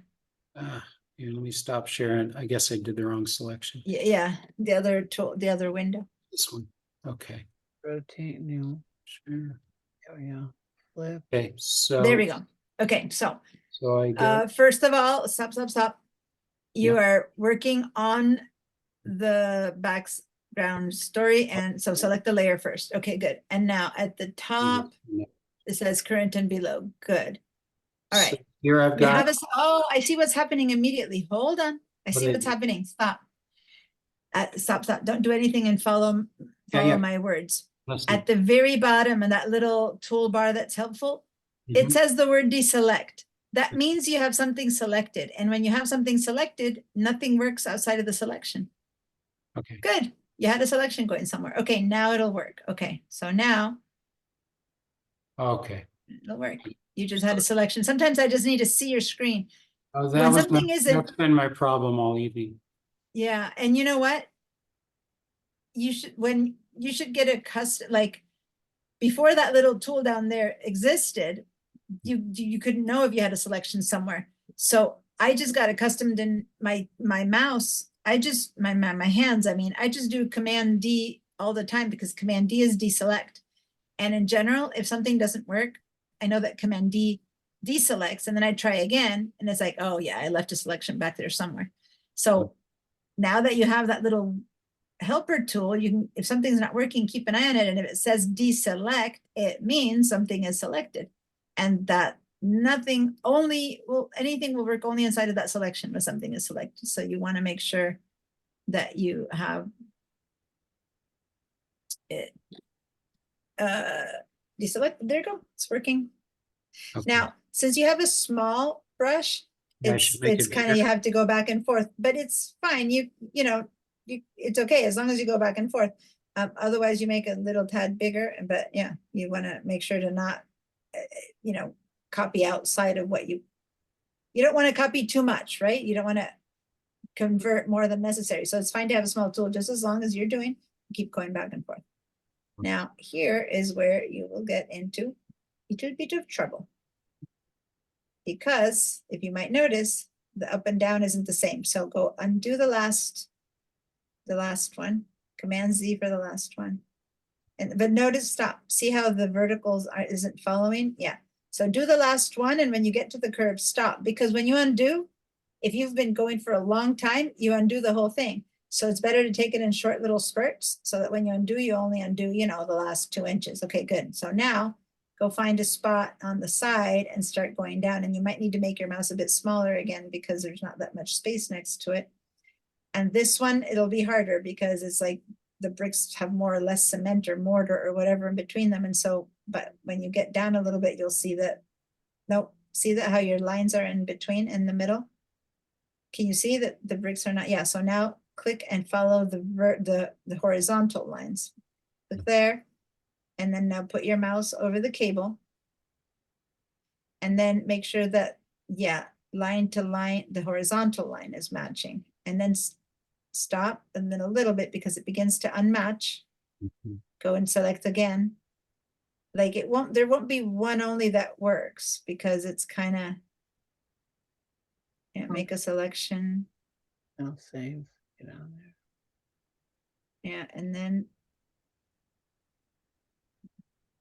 Okay, the line seems to be matching. Stop. So that stop now, and not undo, but when it starts not matching, stop and take another selection because the mortar isn't really matching. And so as you keep going, it starts not working. So you stop when you see it not working, and then you start again. That way you don't have to keep undoing. You know what I mean? Mhm. When you go a little bit slower and you look, and when you see that it's not going, you click again, you take another sample, and you click again. Now, in this case, we're sampling from right next to it, which it might work sometimes, but if you have a flaw and it gets copied exactly the same, then it begins to look weird because you're taking it from right next to it. So what I do is I try to take it from a couple of lines ahead or above or down Oh, so that the thing isn't, you know what I mean? So that we don't have the same brick right next to each other, which makes no sense. But if you copy, say, from 4 bricks down and you start putting them up there, then just the normal moving makes it. There you go. Look at that. Perfect. Now, just in case it starts moving off, stop. Yeah, because it began to move a little bit off, right? Now go up 4 or 5 bricks to take a selection from there. And now go down there again. And then you kind of hide it a little bit higher. Click. There you go. Perfect. Click and start. And there you go. Awesome. And then if it begins to feel like it's, then you just lift up your mouse and take another, and don't forget to not go parallel, to select from above or below. And perfect. There you go. Now you've got the plus sign way from above. So, and it's not matching. And then this, it stopped yep. working. So then you go, anyway, you got it. You're doing it. Perfect. Thank You see, guys, what he's doing? He needs to keep taking a different selection to make sure that the lines match, because it's the one to the side seemed to work fine, but when he started going down, it's like there's I don't know, more or less mortar. The lines it's not a mathematical thing. It's hand laid bricks. So you have to kind of keep trying to match it. Looking at the time, I'm gonna leave the big, I was gonna embark on a whole nother tool set that I'm gonna leave for the next time we meet. But I had something that I was new today. We had extra time. So instead of starting on the big tool, we'll just work on that the next time. I just wanted to show you, here, let me share my screen. How many more classes are there? Just one more. Oh, no. Okay. Just an extra. I know this was an intense short course. Everything in a short amount of time. Okay, so oh, is Photoshop been shared? No, I think I got the wrong window. Let me. Oh yeah, you're seeing Photoshop. Yeah, you are. Okay. For a moment, it seemed like it wasn't being shared. Yeah, I see it. Okay. Oh, because I had moved it out of the way. Got it. Okay, so over here on the left, that's the set of content aware retouching tools that we have. But if you head over to the very top under edit, there's some other content aware tools that are in grayed out because I don't have anything selected right now.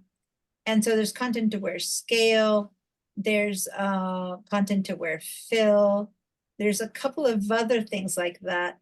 And quite a few other tools don't say the word content aware, but they have this content aware settings. And what content aware basically means is when you use your tool, that tool looks around and goes, how can I make this match where it's landing better? Okay, so it tries to blend itself in. That's really what content aware means. It look at the content in which you're placing it, and it works itself. So watch. We're going to do with this one, we're going to do a content aware scale. So I'm going to, let's save this one because this is a JPEG. So when we save it, we're going to save it as a PSD. Okay. So let's go ahead and say Command S or Control S. And then I'm going to call this one, retouching content aware tools. Goes beyond retouching, right? We're moving things, we're erasing things, but anyway, it's kind of like that. And that's a layered file. And so we're saying, okay, since this is the first time we save it, if we go back to our bridge, we'll have the originals as it was a JPEG. So let's open the original JPEG now again.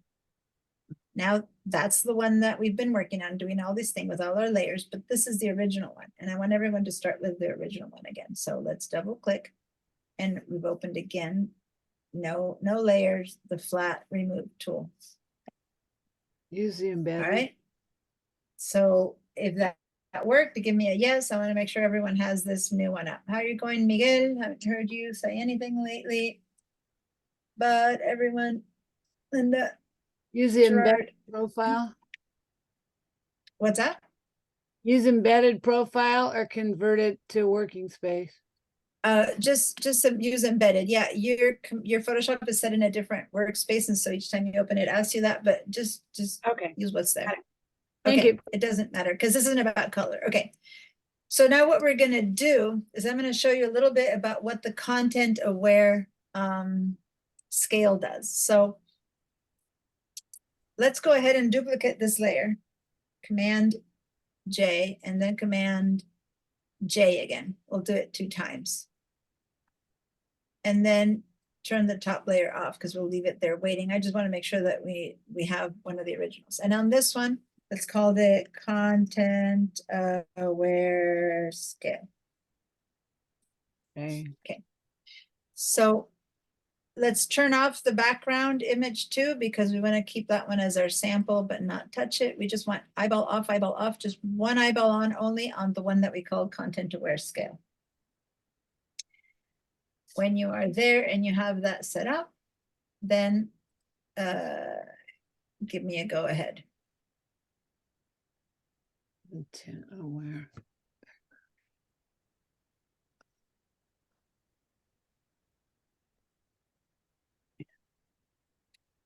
Trying to get to my calendar to see the time. Yeah, good. Almost there. All right. I'm seeing enough yeses and I'm gonna continue. I don't see yeses from Butter Gerard, but I'm gonna keep going because I know we need to do this. All right, so we're going to go ahead and say select all. Okay, so Command or Command A would be select all, or you can put your mouse here and go from gray to gray. You know, I just think select all, Command A is the best because I want to scale my entire image. Okay. Imagine that I want this entire forest, I want this picture, but it's going to be part of a square picture calendar kind of thing. You need to kind of reformat it. Watch. First watch. If I were to do a regular transformation, we haven't done much of that, so I'm gonna just do it for a second. This is the regular one. If I click and drag, oh, sorry, click and drag down to make it square-ish, what's happening to her? Wishing. She's getting all kind of squished, which makes sense, right? It's squishy. Now, as long as she as a subject is subject enough, let's hope that the computer, the content aware scale figures out she's the subject to protect. I'm gonna head over to edit content aware scale.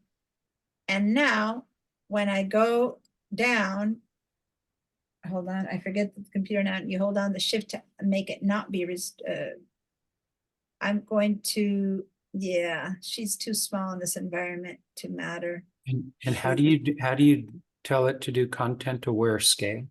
Yeah, I go to edit, but in this image, she's too small to matter. The computer is thinking that.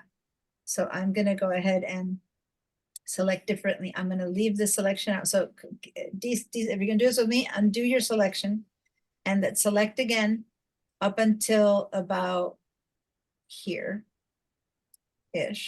Grand Z. About here-ish, I mean above her.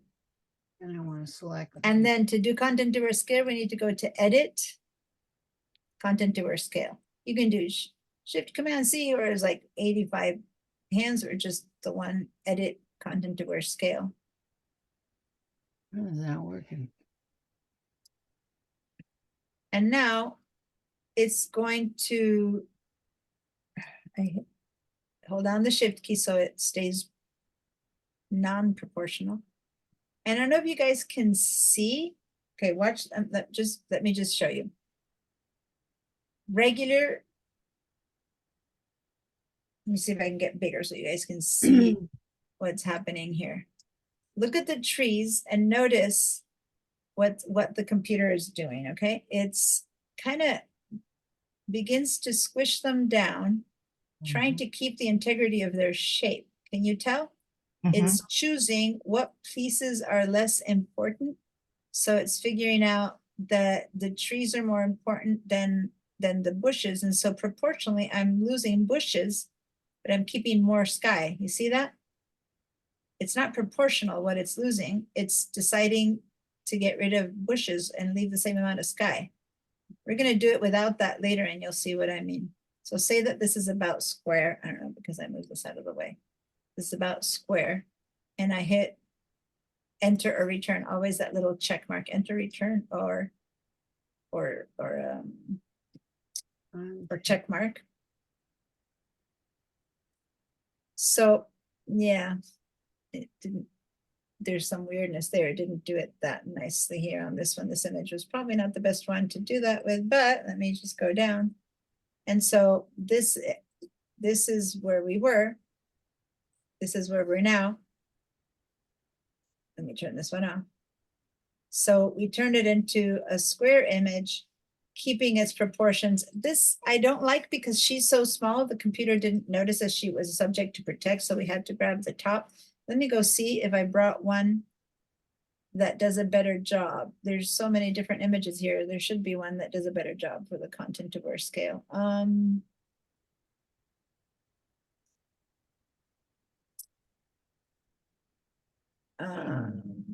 Where did you get content aware scale? I'll get it. Okay, let's get this pup. This gradient isn't going to be perfect. Here, let's get this. No, because this is the DNG and I don't want the time. We don't have enough time. So let's get this pup. Let's get the pup. And let me just show you this and then you guys can play with it because we won't really probably have enough time to do this and check on everyone. But anyway, I'm gonna go ahead and select all, right? And if I do a regular transform, meaning I just squish it, this is what happens, okay? Say that that's about square, I'm guessing. So that is, let's call it transform, and it squishes, right? So that's the regular transform. Okay, now I'm gonna see if instead I'm gonna do content aware scale. So I'm gonna do edit, content aware scale. Now this is pretty clear what the subject is, right? So watch, I'm going to begin, I forget, you have to hold the shift. I'm gonna start bringing down and look what's happening to the dog. Nothing. Is anything happening to the dog? Yeah, he's squishing a little bit. No, he's not. Just, Yeah, he just is. I'm watching him do it. Just a It's only the little, background. a tad, yeah, so that's where he is, and it's gonna, let me give you a little guide. That's where the tip of his the tip of most to this, and she's right, it does squish it a tad, but very little. So it looks at what's important and it keeps it's squishing everything else. There you And go. so, yeah, the dog got a little bit lower. Yeah. Well, actually, that wasn't really square. It got a little bit squished. But for the most part, it's amazing, right? Yeah. I know. This is over. Give me a second. I want you guys to play around with this. So the only reason I put this is this thing is so you guys could see that it did end up a tiny bit shorter. So this was my original. This is the squishy, and this is content aware scale where we lost all that. And it knew to get rid of the background, but not the dog, which is incredible. And I've done this, if you have 5 houses and you want to pull them together, it gets the houses closer together, right? But it deletes the space in between, or mountains and sky, it just deletes the spaces. One last option would be this one where I'm going to do a content aware scaled again.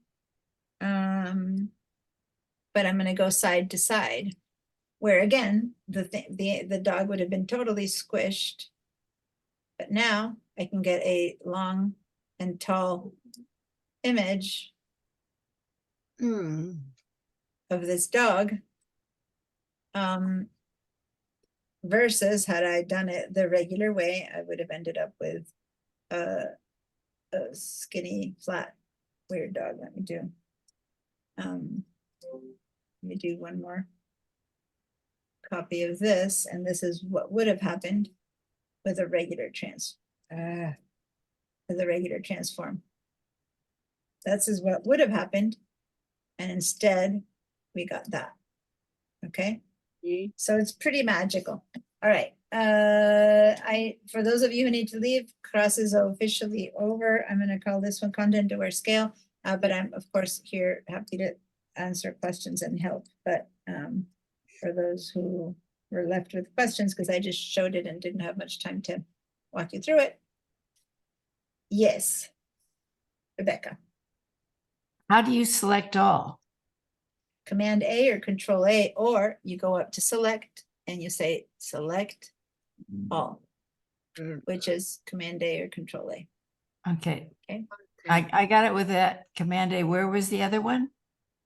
The other Which option? other one? Oh, The other way. edit. to do it. Edit. I need to be on a layer that I can edit. Okay, edit, Uh-huh. content aware scale. Oh, okay. It was the select all I needed. Thank you. Yeah. Hey, So, Diana. Oh. yeah, When you did content aware scale, did you Mhm. have little boxes in all 4 corners and then the center points as well? Because I when don't know. I Let move- me when I try. grab a middle box and I try to move it down, to squish the dog, It comes brings in me- on the side, huh? it's bringing in the sides as well. Yeah, that's because now oh, I hate Photoshop in the past. You need to hold down Shift key. Let me just Oh, show you for a second. In the past, when you did a transformation, every other Adobe product still works this way. It would not be proportional. It would always mess up and squish your stuff. And you had to hold on to Shift to be proportional. And that's still the way it is in, every other program in the world. But for some reason, people were getting, disproportional stuff. So now they completely flipped it. Now, if you don't touch anything, it's proportional. And since we're not trying to make it proportional, we need to actually hold on Shift to make it non-proportional to the end to be able to bring one side in only. Because normally Photoshop would not want you to do that because it doesn't want you to mess up. So now you have to hold Shift to mess up before you messed up. And Shift was to not mess up. They flipped it like by now it's like 3 or 4 years ago.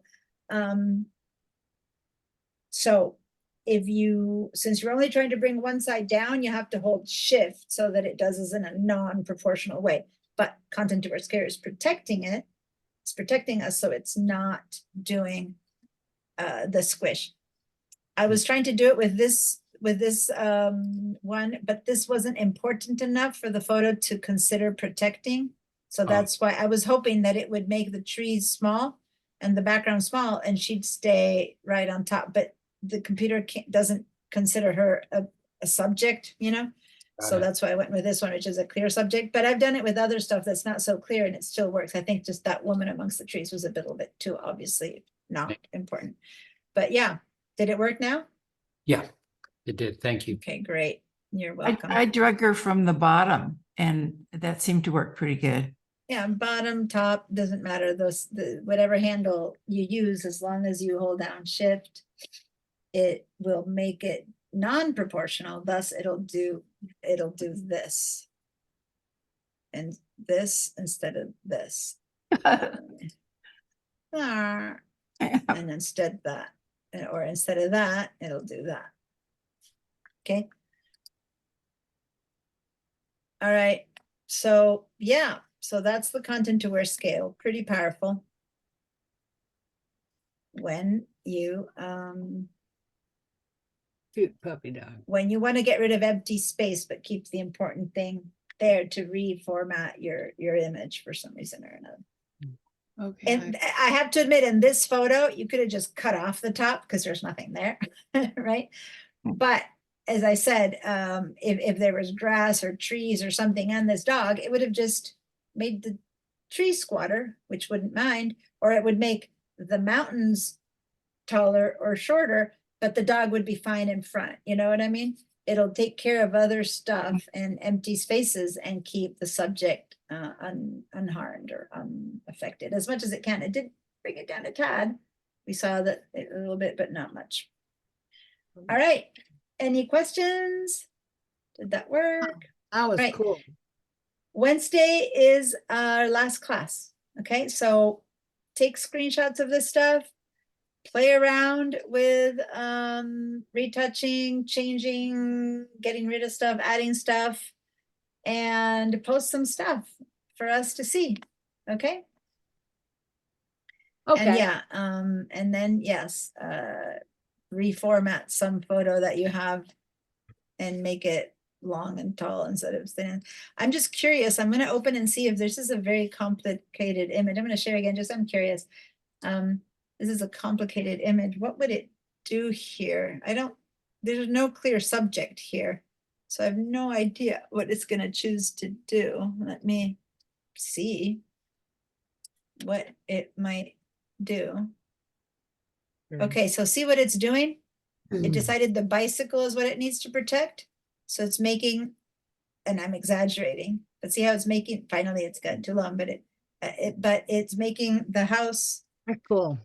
It decides, it takes on something and it says, okay, the house is background, foreground is a bike. And there we go. I've got myself a square image, which had you not seen me do that, this would be like, oh yeah, if you really pay attention, you'd see that that line went a little bit wonky there. And Mhm. maybe here there's a little squirrel, but if you're not really paying attention, you're looking at the bike, it's kind of like, yeah, that worked. And that was Right. using content aware. Yeah. Otherwise it wouldn't, otherwise, if I had just done the regular transform, the whole thing would be squished. Everything, bike, everything. The bikes, the wheels are going out of, this is the regular one. Which, by the way, the regular one I'm doing with a shortcut, which is just transform. It's the free transform Command T. It just distorts, but content aware scale, it's protecting, it's choosing what to protect, right? So hold on, I keep doing, forget to hold on shift. See how it left, the WC isn't changing size, the lamppost, the bicycle aren't changing size, the house is just getting really squat. Okay. Cool. Now I'm looking at the windows there that have like 4 panes and 2 panes. I'm wondering what how it's handling those panes. Because I remember in one of the houses, it went from having 2 windows to 1 when I did it with another image. See what it's doing here. Yeah, I used to have 4 panes. Now it has 2. Look at that. From originally here is 1, 2, 3, 4 panes. Right there, you can see. When I bring it down, it's got 2 panes now. 1 tall one, 1 short one, and 2 tall ones. It's interesting. It just modifies the piece of art, right? So, and these used to be square and rectangle. And so now we've got 2 squares.